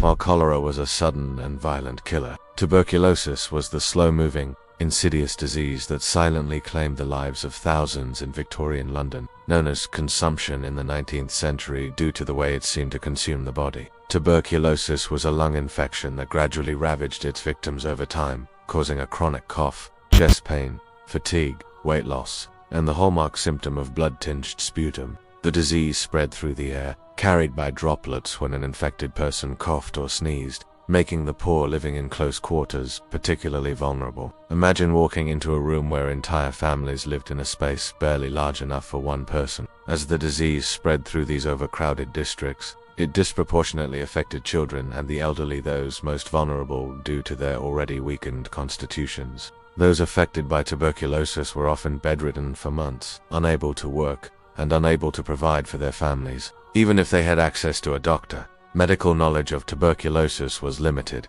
and treatments were scarce. In some cases, entire families would be wiped out, leaving only the youngest children to survive, their lives marked by poverty, sickness, and loneliness. The isolation of living in a slum, coupled with the emotional strain of watching a loved one succumb to disease, further deepened the sense of hopelessness that pervaded many poor households. These young lives, often taken too soon, were a tragic reflection of the conditions in which they were born, a life of constant struggle. In the absence of proper health care, children who survived childhood diseases like measles or whooping cough were often left with weakened immune systems, making them prime targets for tuberculosis and other diseases. The trauma of losing a loved one to tuberculosis, often over a long period, left scars on the emotional. The fear of disease permeated every corner of the slums. The disease was not only a biological affliction, but a social one as well. While the working class and the impoverished struggled to survive amidst filth and disease, the elite lived in opulence, largely untouched by the struggles of the lower classes. Their lives, insulated from the daily realities of the poor, offer us a glimpse into the vast social divide that defined much of Victorian society. We will delve into how this disparity shaped the lives of the rich and poor, examining the lengths to which the wealthy would go to protect their privileges and status. The poorest members of society, living in the most crowded and polluted areas, were most vulnerable to tuberculosis. Meanwhile, the wealthy, with their access to clean water, fresh air, and healthcare were shielded from the worst effects of the disease. This stark contrast served as a reminder of the deep divide between the classes in Victorian London. The wealthy could afford better care, including access to fresh air and improved nutrition. The lack of recognition of tuberculosis as a bacterial infection meant that it wasn't until the late 19th and early 20th centuries that significant progress was made in understanding and treating the disease. However, the poor in London, especially in districts like Whitechapel, continued to suffer and die, largely forgotten by society at large. Some could travel to sanatoriums in the countryside, where they could rest in a less polluted environment. But the poor had no such luxury. Their only options were the grimy hospitals of the city or the discomfort of their own homes, where the disease was allowed to spread unchecked. It was common to hear people talking about who had died of tuberculosis, who was showing signs of it, and who would be next. Gossip, along with the fear of infection, was a constant in daily life, further isolating the poor from the rest of society. The poor were stigmatized not only by their poverty, but by the diseases that so often accompanied it, and mental well-being of families, many of whom had no means of coping or support. In families where one or more members were affected by tuberculosis, the financial burden was enormous. Unable to work, the sick were dependent on the rest of the family to care for them, which often meant that children or spouses would need to give up their own ability to earn a living to care for the afflicted. The only real solution was rest and good nutrition, but for the poor, these were luxuries they could not afford. In many cases, victims were left to suffer in silence, watching as the disease slowly took their lives, all while the surrounding world continued on, without noticing the thousands of silent deaths happening in the shadows of London's slums. The physical and emotional toll of the disease was immense. Suffocating feeling of not being able to catch your breath, the endless coughing, the pain in your chest as your lungs struggled to function. Families often lived in fear as they watched their loved ones deteriorate slowly, struggling to breathe as the disease took its toll. These small, poorly ventilated rooms were hot in summer and freezing in winter, the air thick with moisture and exhaustion from the constant struggle for food and warmth. There was little access to fresh air, and the stale air in these spaces was filled with germs and bacteria. Shared rooms, poorly ventilated spaces, and crowded, unsanitary conditions provided the perfect breeding grounds for the disease to take hold and spread. Unlike cholera, which struck with intensity and often ended in death within days, tuberculosis infected its victims for months or even years, slowly weakening the body until the lungs gave way. In the overcrowded, unsanitary conditions of the slums, tuberculosis was a silent but deadly epidemic. The cramped, overcrowded living conditions in areas like Whitechapel and Spitalfields made tuberculosis all but inevitable. Lack of proper hygiene, combined with poor nutrition, made the body's immune system weaker and more susceptible to diseases like tuberculosis. Unlike the more acute diseases like cholera, tuberculosis didn't immediately kill its victims, but it was just as deadly in the long run. Those living in the poorest parts of London, those who could least afford to lose their health, found themselves at the mercy of this disease. The toll of tuberculosis was felt most acutely in families. Often, these tragic deaths were not only physical losses, they were emotional ones too. Children were particularly vulnerable to tuberculosis, and many died from the disease at a young age. The struggle for survival in these circumstances was not just physical but also psychological. The medical community, at the time, lacked an understanding of tuberculosis, and treatments were mostly ineffective. By the time that the germ theory of disease was established, it was too late for many. In many ways, tuberculosis became a symbol of the inequalities that permeated Victorian society. In the next segment, we will turn our attention to the aristocracy, exploring their luxurious lifestyles, in contrast to the grim conditions of the poor. The appalling sanitary conditions in the slums of Victorian London stand as one of the most enduring legacies of this era. Despite the clear links between disease and overcrowding, local and national authorities were slow to address the crisis, leaving the poorest citizens in the most squalid, dangerous conditions. The poor, particularly those living in the most overcrowded tenements, had no choice but to live surrounded by filth, raw sewage, contaminated drinking water sources, and the lack of proper waste disposal mechanisms created an environment in which diseases like cholera, typhus, and tuberculosis could thrive. The failure to implement effective sewage systems, ensure clean water supplies, and provide adequate public health infrastructure allowed diseases to run rampant, claiming thousands of lives and perpetuating the cycle of poverty and disease. Dr. John Snow, through his famous work in tracing the source of a cholera outbreak in Soho, even though the Public Health Act of 1848 had been passed, many of its provisions were unenforced, leaving the slums to deteriorate further. The wealthier citizens lived in relative comfort, isolated from the filth that plagued the slums. With inadequate sanitation, poor housing, and minimal access to medical care, they lived in constant fear of disease. Public health reform was not a matter of moral obligation for many in the upper classes, but a necessary improvement to protect their own interests. For the poor, these reforms came too late, and the damage caused by years of living in filth and squalor was irreparable for many. They were most vulnerable to the epidemics that periodically swept through the city. While the elite were able to afford the protections of wealth, the poor were left to suffer in the shadows, forced to live amidst the squalor and disease that were often the result of systemic neglect. While the working poor struggled to survive in the dirt and disease, the wealthy elite lived lives of luxury and indulgence, largely unaffected by the hardships of the mass. The contrast between these two worlds, one defined by poverty and suffering, the other by wealth and privilege, was a stark reminder of the deep social divisions that marked Victorian London. We will explore how these divides shaped the lives of both the elite and the destitute, and how the power dynamics between the classes influenced every aspect of life in Victorian society. The long-term impact of these failures reverberated through generations, leaving a legacy of health inequality that continued well into the 20th century. Overcrowding meant that they could not escape the epidemics that repeatedly ravaged their communities. They lived in constant fear not just of crime, but of disease, which often seemed like an inevitable part of life. Living on the margins meant that access to the basic necessities of life, clean water, healthy food, ventilation, was a privilege that many in the working class could not afford. And even as medical knowledge advanced, the poor continued to suffer from the systemic neglect of their health needs. Entire families would become sick, their lives slowly worn down by the ravages of tuberculosis and cholera, illnesses that seemed unstoppable due to the lack of proper healthcare and preventive measures. Meanwhile, the wealthier classes continued to live in the comfort of their private homes, protected from the realities that defined the lives of the poor. The gap between the rich and poor in London was stark. One was insulated from disease and death, while the other had no choice but to live in the most unsanitary, unprotected conditions. Many lived in areas that were well,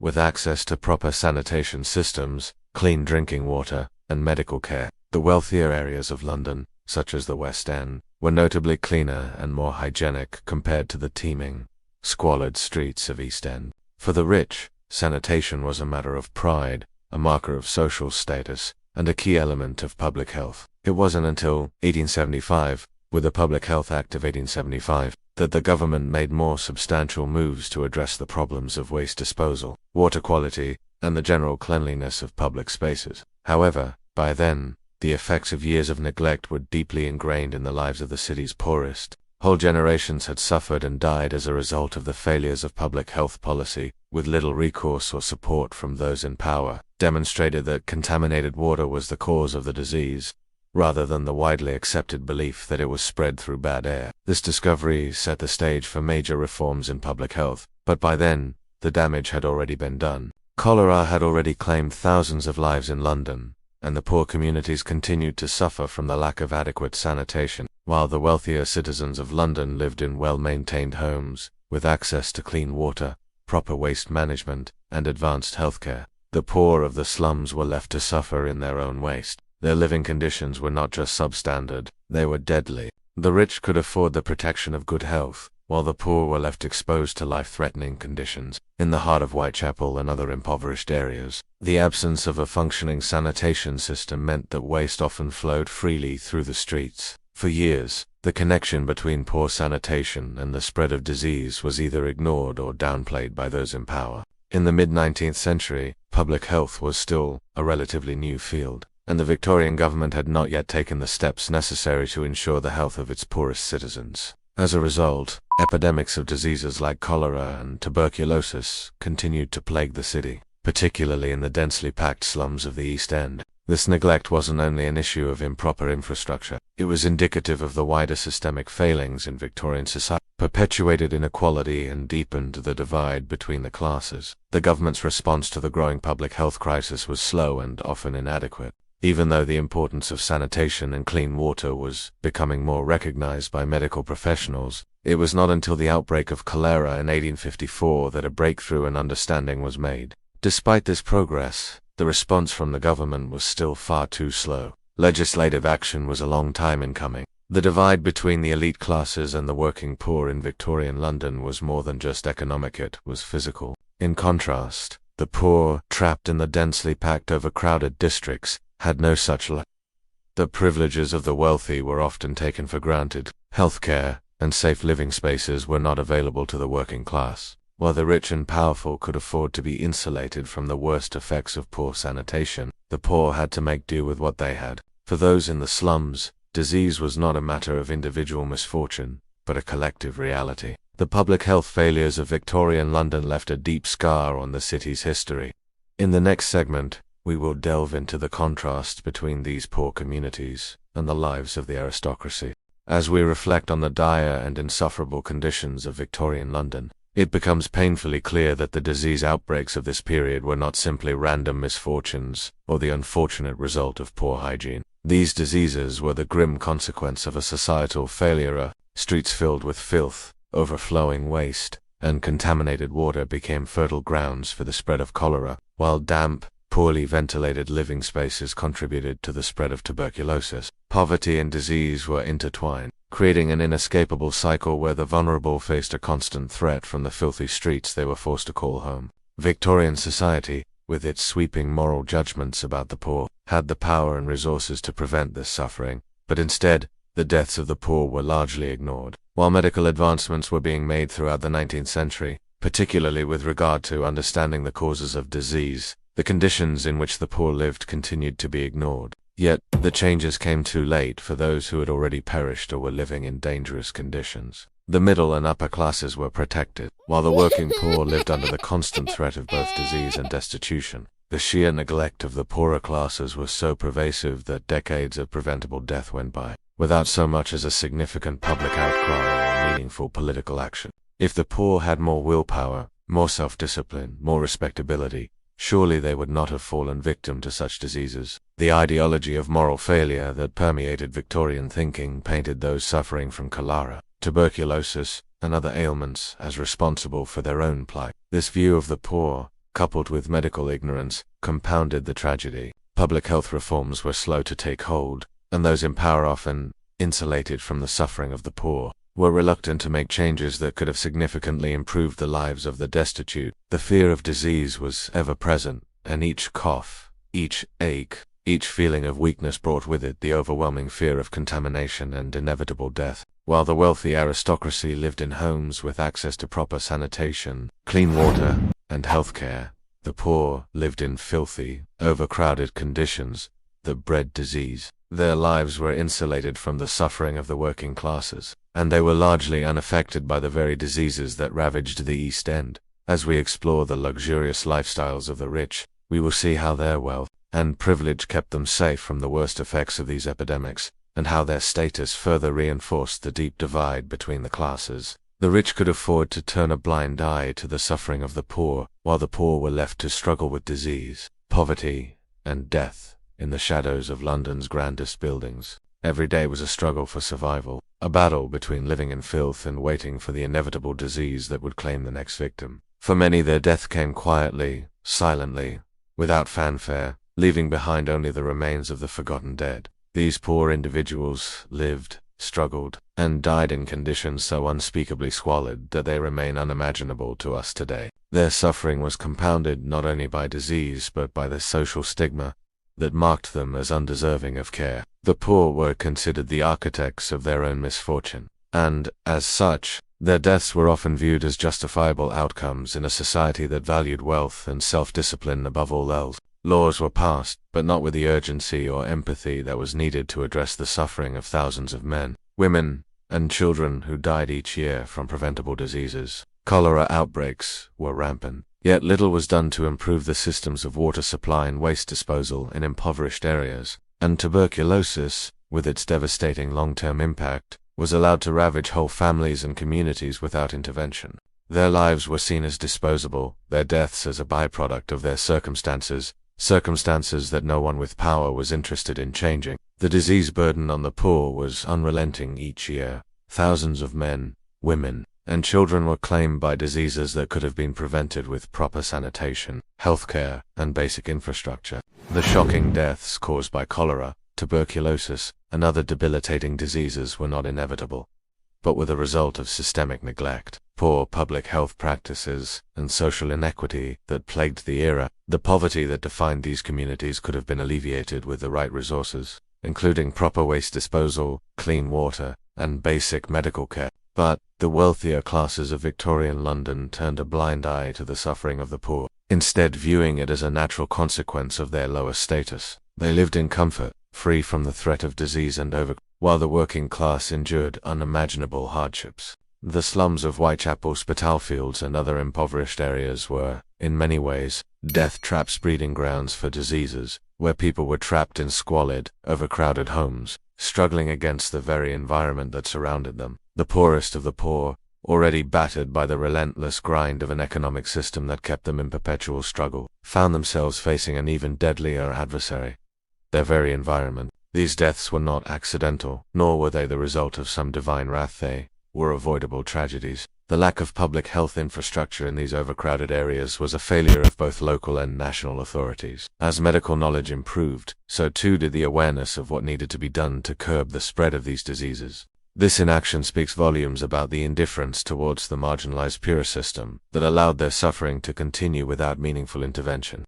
The deaths caused by these diseases were more than just personal tragedies. They were a reflection of the dehumanizing inequality inherent in Victorian society. For the wealthier classes, the disease and death that plagued the poor were seen as inevitable consequences of their low status. For the working class and the impoverished, there was no escape from this view. In the next segment, we will examine the lives of the elite classes of Victorian London and contrast their experiences with the brutal reality of life in the slums. Let us now turn our attention to the aristocracy, where the stark contrast between privilege and poverty is most sharply felt. In stark contrast to the grinding poverty that defined the slums, the Victorian aristocracy lived lives of extraordinary luxury, marked by comfort and privilege. While the poor were entrenched in the squalor and disease of London's overcrowded streets, the rich enjoyed a secure existence, insulated by the protection of wealth and high social status. These homes had spacious rooms, expansive gardens, and immaculate. The wealthiest enjoyed the luxury of professional staff who maintained their estates, ensuring everything from the gilded chandeliers to the freshly manicured lawns was flawless. Such homes were well guarded, both physically and socially, offering their inhabitants a life free from the filth, disease, and deprivation that plagued the streets just a few miles away. Doctors were on hand for every ailment, from a minor cold to the most serious illness. They lived in substandard housing, faced poor sanitation, and lacked proper health care, often succumbing to preventable diseases like cholera, smallpox, and dysentery. For the elite, life was comfortable and relatively carefree, while the dispossessed faced the unrelenting harshness of survival in the slums. Wealthy families could afford personal physicians and private hospitals, and they were able to isolate themselves from the dangers of epidemics like cholera, tuberculosis, or typhus, which were common among the working class. An exquisite Joseva working class lived without even the basics: clean water, stable food supplies, and sufficient shelter, and economic forces that sustained their privilege and kept the poor in their place. We will delve into the realities of power, looking at how laws, policies, and societal expectations were designed to maintain the status quo world in which the rich enjoyed privilege, while the poor were left to struggle in the streets. This will give us a clearer picture of how Victorian society was not only defined by wealth, but by social constructs that perpetuated the divide between privilege and poverty, and how those in power reshaped the world to ensure that the poor stayed out of sight. In the shadows of the ever-growing metropolis, this was the grim reality for millions in Victorian London, and the lives of the elite were a stark reminder of the growing divide that inequality had created. In the slums, however, medical care was practically non-existent. The aristocracy's wealth was often a product of land ownership, business dealings, and political influence, all of which had been carefully preserved over generations. This wealth was not just a matter of financial advantage. It was also socially inherited, reinforcing the class hierarchy that separated the elite from the masses. For the poor, a visit to a doctor was a rare luxury, and even then, they would often be treated with basic remedies that failed to address the underlying causes of disease, largely because of their lack of access to the latest medical treatments. In this world, life unfolded in grand mansions, palatial homes, and sprawling country estates, where every corner radiated the dividing line between the wealthy and the poor was not just physical.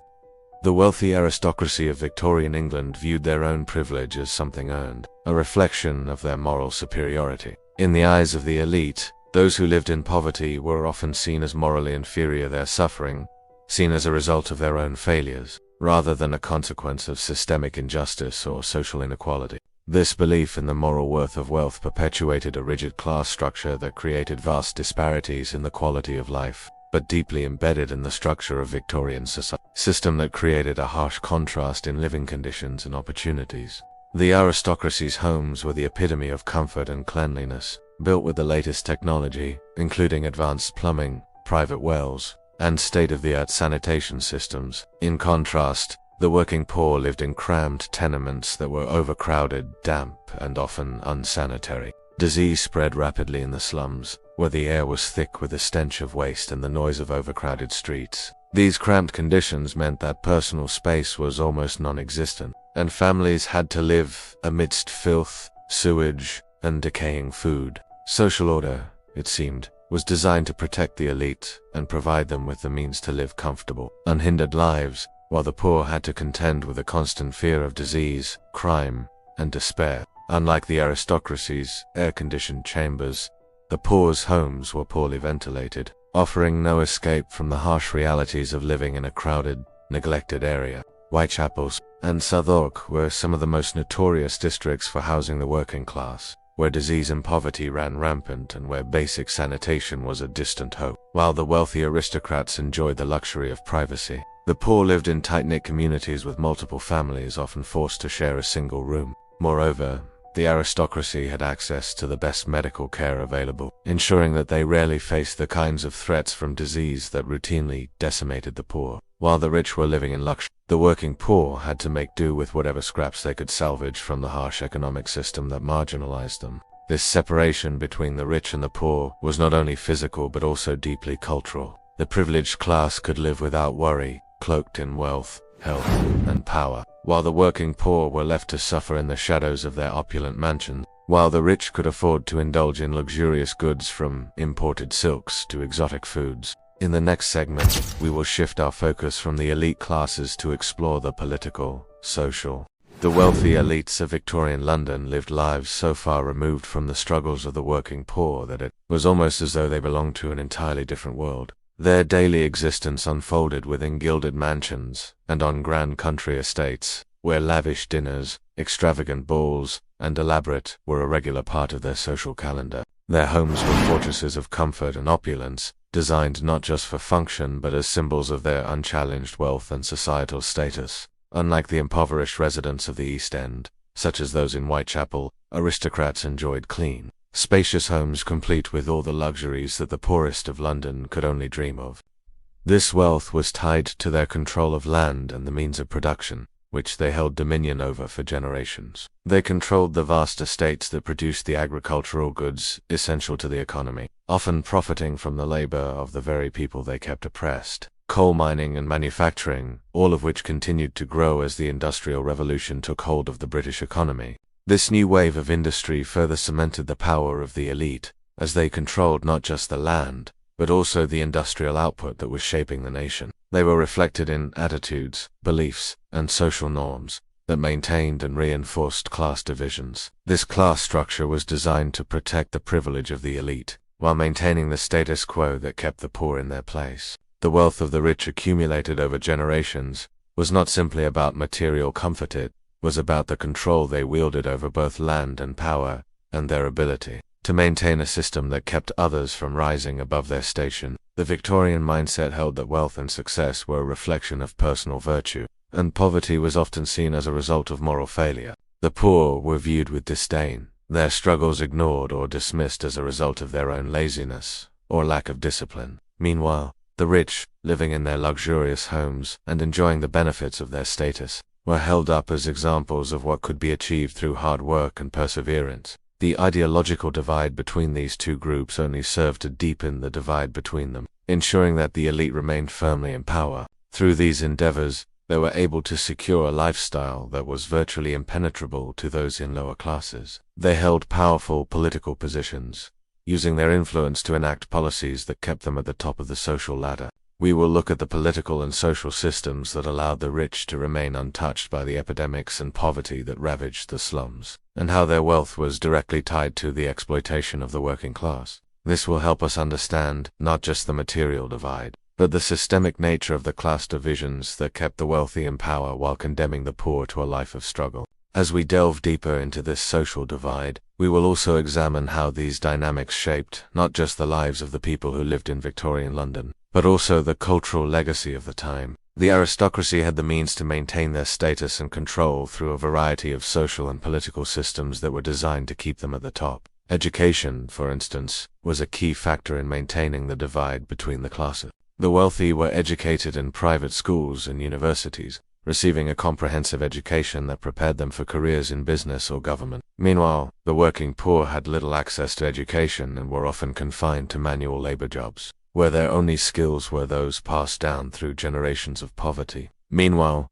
the working classes were left to toil under grueling conditions in the factories, on the docks, and in the homes of the wealthy, their labor enriching the aristocrats who lived in comfort far removed from their struggles. Their immense fortune was maintained through the manipulation of the political and economic systems, which were designed to benefit them and maintain their privileged status.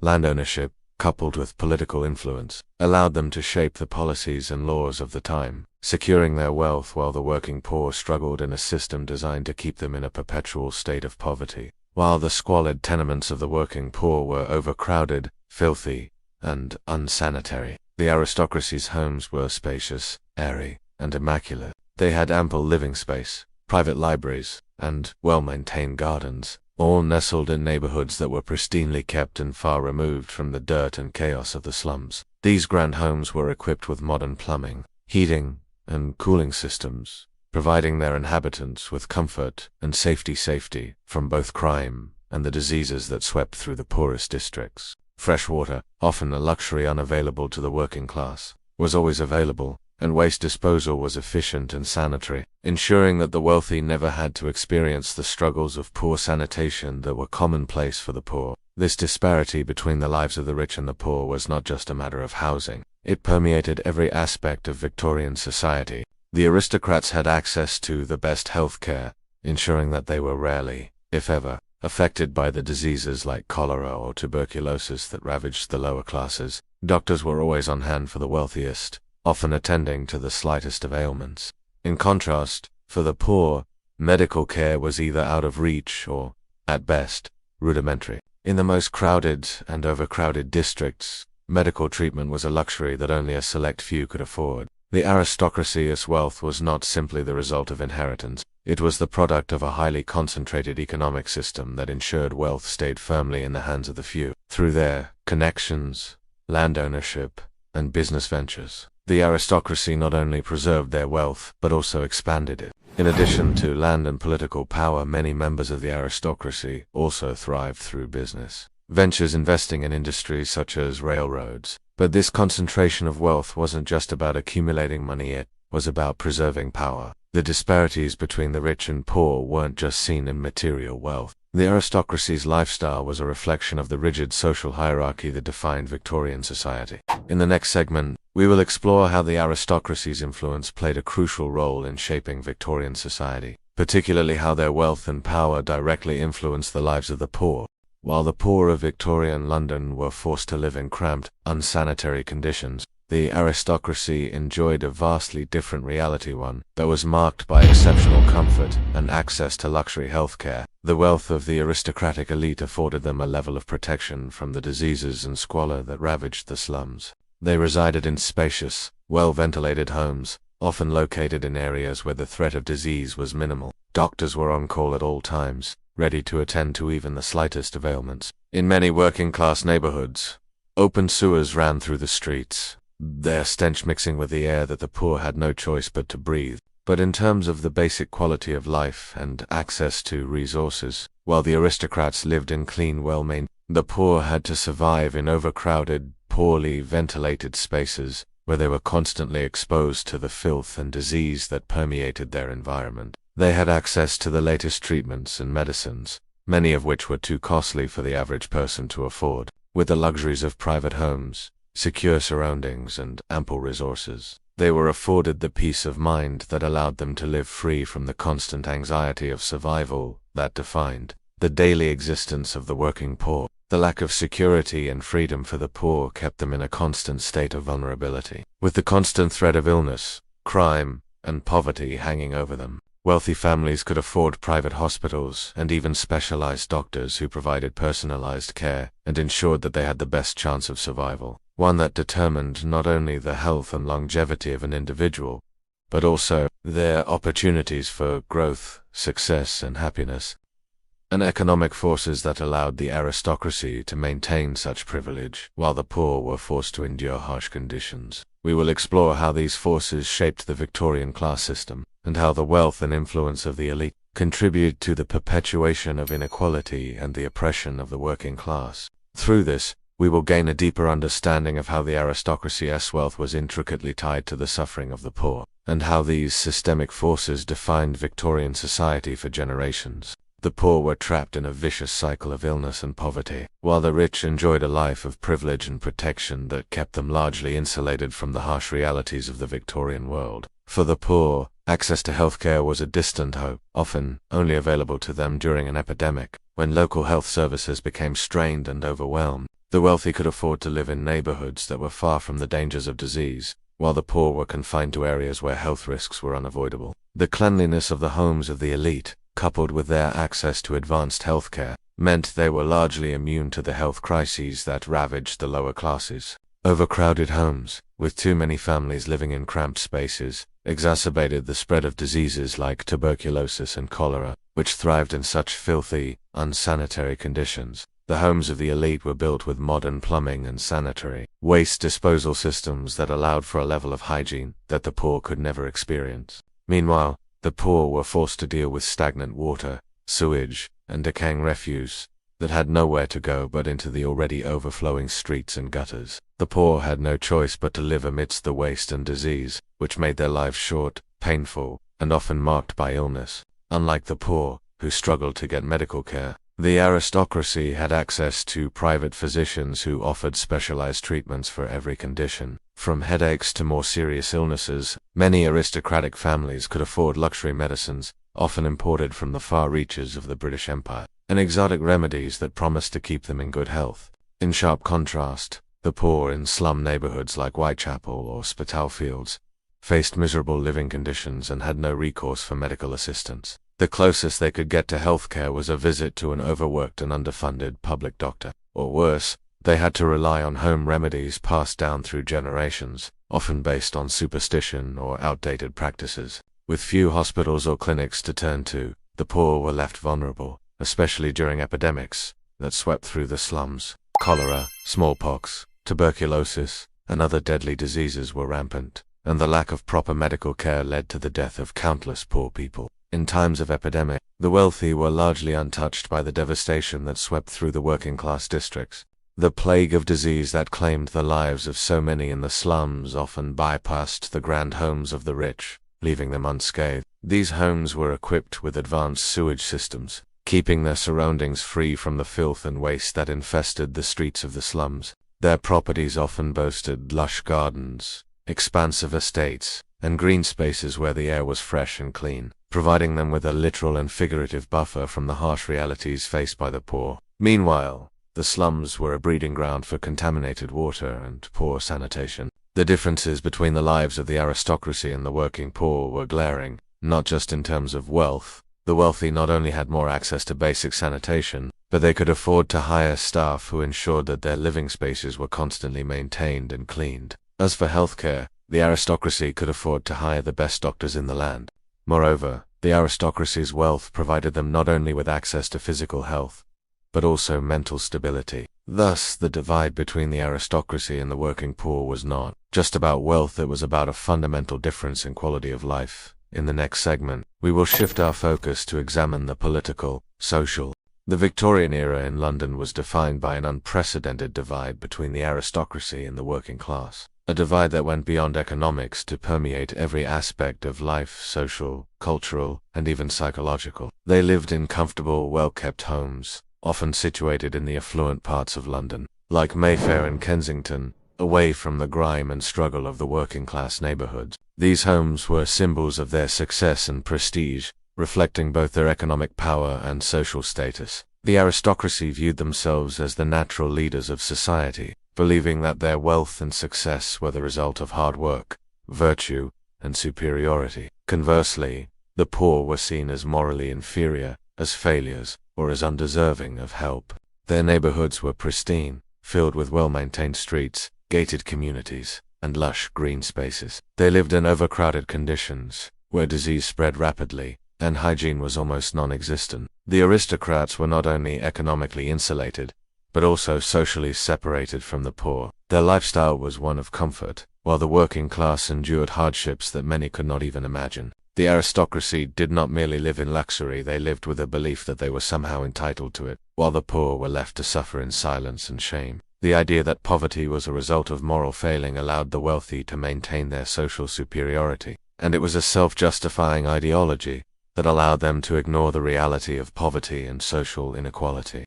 Sewage often flowed through the streets, and waste was frequently dumped into the open air. Public health was an afterthought, for the poor medical care was limited to basic remedies, and doctors were either too expensive or too distant to be of any real help. The poor's living conditions were not just uncomfortable, they were dangerous, contributing to the spread of diseases like cholera, smallpox, and tuberculosis. And while the rich lived isolated from these threats, the poor were vulnerable, forced to face the horrors of disease and poverty with no help from the authorities. The homes themselves were spacious and beautifully furnished, with the latest technology for heating, cooling, and cleaning. Their personal hygiene and health were meticulously maintained, and they had access to private doctors, well-stocked pharmacies, and sanitation systems that were far superior to what the poor had to endure. The aristocracy's wealth and privilege were not just about personal success, but about the control they had over the resources and power of the nation. Policies and economic systems that favored the wealthy and kept the poor in their place. We'll explore how the wealth and privilege of the elite were directly tied to the exploitation of the working class, and how these dynamics continued to define Victorian society throughout the century. The working class, on the other hand, was forced to live with the knowledge that they would never escape the rigid social hierarchy that kept them at the bottom. The elite had access to the best of everything, while the poor were left to survive with what little they could scrape together. The prevailing Victorian belief was that poverty was the result of personal failure, not the result of social or economic structures that perpetuated inequality. This view allowed the wealthy to justify the vast disparity between themselves and the poor, and it reinforced the rigid class system that kept the aristocracy in power while condemning the working class to a life of struggle. They were filled with fine furniture, rare art, and exotic goods from across the empire. The aristocrats lived in a world apart, removed not just physically from the poverty of the slums, but emotionally and socially as well. They lived lives of relative ease and comfort, free from the constant fear and uncertainty that defined the existence of the working poor. The wealthy were shielded from the squalor, the disease, and the crime that plagued the slums. They were insulated from the sights, sounds, and smells of the poverty-stricken areas, allowing them to live in blissful ignorance of the suffering that lay just beyond their gates. The aristocrats had access to the best doctors, education, and recreational activities, all of which ensured their comfortable lives. While the aristocracy basked in luxury and privilege, the working poor suffered in conditions marked by poverty, disease, and death in the slums of London. The contrast between the two classes was not just a matter of wealth, it was an institutionalized, deeply ingrained social hierarchy that kept the poor in a permanent state of subjugation and the rich comfortably ensconced in their privileged positions. For the aristocracy, the concept of luxury was defined by grand mansions, opulent dinners, and extravagant parties. Meanwhile, the working class, those living in the slums of Whitechapel, Spitalfields, and other impoverished districts, were trapped in an endless struggle for survival. Their lives were defined by overcrowded tenements, unsanitary conditions, and poverty. They often lived in small, damp rooms, shared with multiple families, with inadequate sanitation, no running water, and poor ventilation. The absence of proper hygiene and medical care left the poor vulnerable to disease, while crime and violence were daily realities. The working class spent most of their days in factories, workshops, or on the streets, earning barely enough to survive. Their lives were marked by exhaustion and despair, with little hope for improvement. This divide between the rich and poor was reinforced by a moral and social ideology that prevailed during the Victorian era. The moral judgment passed on the poor by the wealthy created a psychological distance between the two groups. The aristocrats' homes were carefully constructed to provide not just physical comfort, but also a sense of separation from the hardships of the lower classes. In contrast, the working poor had no such luxury. The social and psychological divide between the rich and the poor was sharp and painful. This divide was more than just a difference in living conditions, it was a reflection of a society that was divided by class. In the next segment, we will look deeper into how the aristocracy's influence played a key role in maintaining this social structure shaping Victorian laws.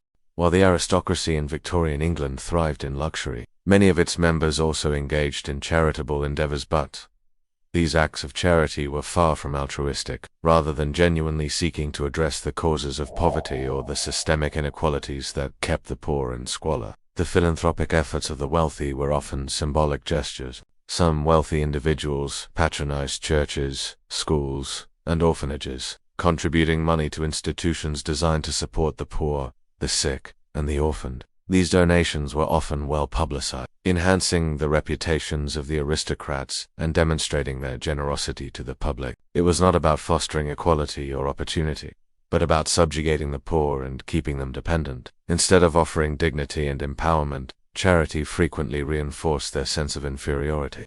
These acts of patronage were often reciprocal. Artists and writers were expected to create works that celebrated the values and ideals of the aristocracy. In return for their support, the wealthy received prestige and public admiration, reinforcing their status as cultural leaders. For the poor, charity became another reminder of their lack of power, a reinforcement of their position at the bottom of the social ladder. It served as a band-aid solution, masking the real issue of social inequality without ever addressing its root causes. But just as in their charitable endeavors, this patronage served to uphold the social hierarchy, keeping the arts and intellectual life aligned with the interests of the elite. We will explore how these systems not only perpetuated the aristocracy power, but also entrenched the division between the wealthy and the poor, ensuring that those at the top remained in control, while those at the bottom had little hope of upward mobility.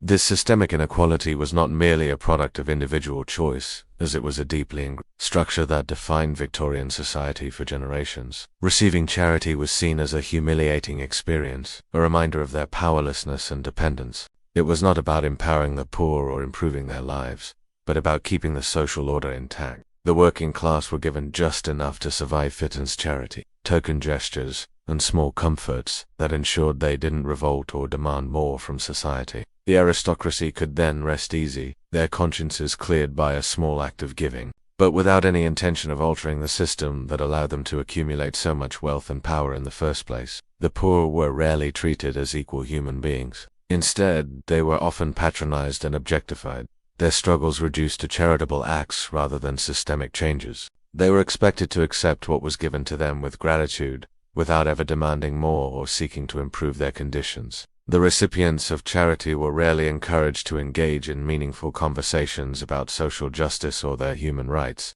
In essence, charity worked to preserve the existing power dynamics, where the rich stayed in control and the poor remained at the mercy of the elite. Charity in Victorian society was not a tool for empowerment, it was a tool for control. The wealthy elite could afford to provide just enough assistance to ensure that the poor did not rise up or demand fundamental changes to the system. In a way, these charitable acts were performative, meant to ease the conscience of the aristocrats, while keeping the working class exactly where they were in their place. Philanthropy became a means of social control, a way for the rich to reinforce their position while providing just enough assistance to avoid scrutiny or criticism. Designed to appease their conscience and maintain their social status, while the wealthy patrons might have donated money to help the poor, their efforts often reinforced the status quo, maintaining the social divide rather than working to eradicate it. The rich maintained control over the systems they funded, and their charitable actions were designed to keep the poor in their place. rather than empowering them to break free from the cycle of poverty. These acts of charity were paternalistic in nature with the wealthy, believing that they knew what was best for the poor and that the latter should be grateful for the handouts, without ever questioning or challenging the system that kept them oppressed. Charity became a way for the elite to demonstrate their benevolence to the world, without ever truly challenging the social and economic systems that perpetuated the suffering of the working class. At first glance, these acts of charity may seem noble. However, beneath the surface of these charitable gestures lay a more cynical truth. Moreover, the charity offered by the wealthy came with strings attached. For the poor, charity often had the opposite effect from its intended purpose. The culture of patronage in Victorian England also extended to areas like art, literature, and fashion, where the aristocracy acted as benefactors to artists and designers. In essence, the Victorian aristocracy's charity was self-charity, then became a double-edged sword, a way for the rich to maintain control over the poor by giving them just enough to prevent their revolt, while keeping them dependent and subjugated. In our next segment, we will look at the political and economic systems that allowed such inequality to persist in Victorian society. The Victorian aristocracy represented a world that was both luxurious and insulated, marked by wealth, status, and power that set them apart from the impoverished mass, while the working poor struggled to survive in the brutal realities of poverty, disease, and the elite enjoyed lives of comfort, privilege, and security. Their wealth was more than just a product of inheritance, it was the result of systems that had been crafted over centuries to concentrate power and control in the hands of a select few. The aristocracy's lifestyle was defined by extravagance at every level. Many of the elite controlled vast swathes of land, and this land was often worked by the poor, those who labored in the fields, mines, or factories under grueling conditions. Their position was unassailable, sustained by centuries of wealth accumulation, political alliances, and family connections. The upper class held key positions in government, parliament, and industry, shaping policies and decisions that kept them in power. They were the landlords, investors, and lawmakers, controlling not only the wealth of the country but the rules that governed it. Through agriculture, mining, and later, the factories of the Industrial Revolution, the aristocracy amassed their wealth, often profiting from the exploitation of those beneath them. The aristocracy had access to the best hygiene and health care available at the time. The wealthy could afford personal physicians, who were always available to treat even the slightest ailment. Exotic remedies, often brought from the far reaches of the British Empire, were used to maintain their health and comfort. Their homes were equipped with modern sanitation, running water, private baths, and waste systems that were a world apart from the unsanitary conditions in the slums. They could afford the finest doctors, specialized treatments, and private hospitals to ensure that they remained healthy. This divide was not just economic, it was also cultural and psychological. The aristocracy lived in a world of comfort, health, and security, insulated from the struggles of the lower classes.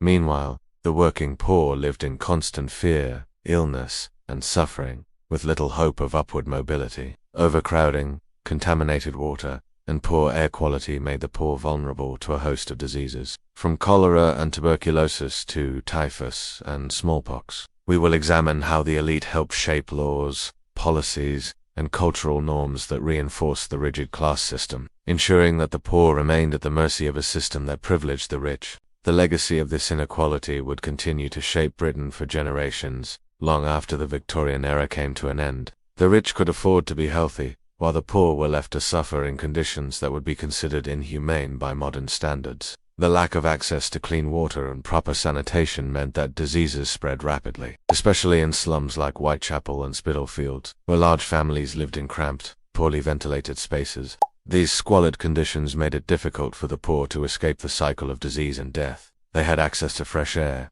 clean drinking water, and sanitary living conditions that kept them safe from the diseases that plagued the poor. While the working class had little say in the affairs of the nation, the aristocrats used their wealth to influence and manipulate the political landscape. Votes were often restricted to men with property, a system that guaranteed the elite maintained their dominance. The House of Lords was filled with hereditary peersmen whose families had controlled land for generations. Through these positions, the aristocracy wielded disproportionate influence, shaping laws that protected their interests and ensured their continued dominance over the social and economic system. They lived in a bubble of privilege, shielded from the squalor and suffering of the working classes. The elite viewed the poor with a mixture of pity, disdain, and superiority. The idea that poverty was the result of moral failure or laziness reinforced their sense of entitlement and helped justify the deep inequality between the classes. While the elite lived in luxury, their wealth was derived from the exploitation of labor. The elite were the arbiters of fashion, art, and literature, and their tastes dictated what was considered fashionable or cultured. The Victorian belief that wealth equaled morality and success was used to justify the vast inequality between the aristocrats and the working poor. The poor were seen as morally inferior, their poverty a result of laziness, immorality, or lack of ambition. Meanwhile, the aristocracy's wealth was seen as a sign of their virtue and diligence, reinforcing their status at the top of the social ladder.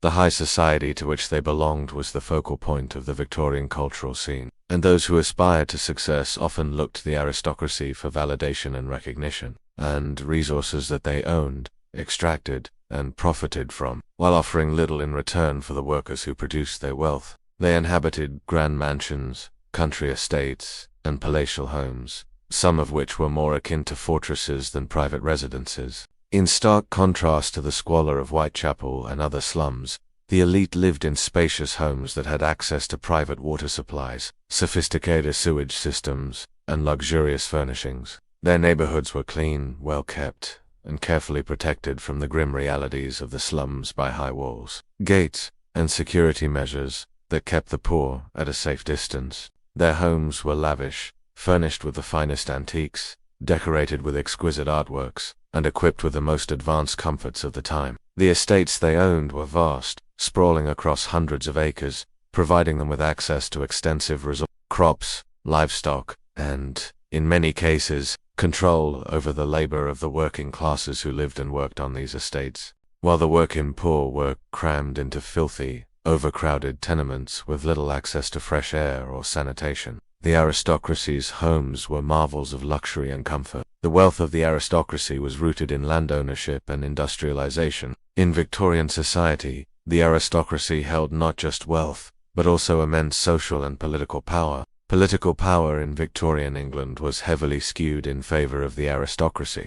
Their economic dominance was mirrored by their cultural influence. Victorian culture was deeply shaped by the aristocratic ideals of the time, including concepts of honor, duty, and class superiority. But the aristocracy as political power was not only derived from their wealth, it was also reinforced by the social structure that kept the working class in their place. The divide between the working poor and the aristocracy was not just economic, it was also physical. For the wealthy elite, healthcare was a luxury that helped preserve their status. In contrast, the poor in Victorian London lived in crowded tenements, where sanitation was virtually non-existent, while the rich lived in homes with sophisticated plumbing and private servants to attend to their needs. The poor were left to fend for themselves, often with little more than basic hygiene to keep them alive. The aristocracy's insulation from the realities of life in the slums extended beyond health.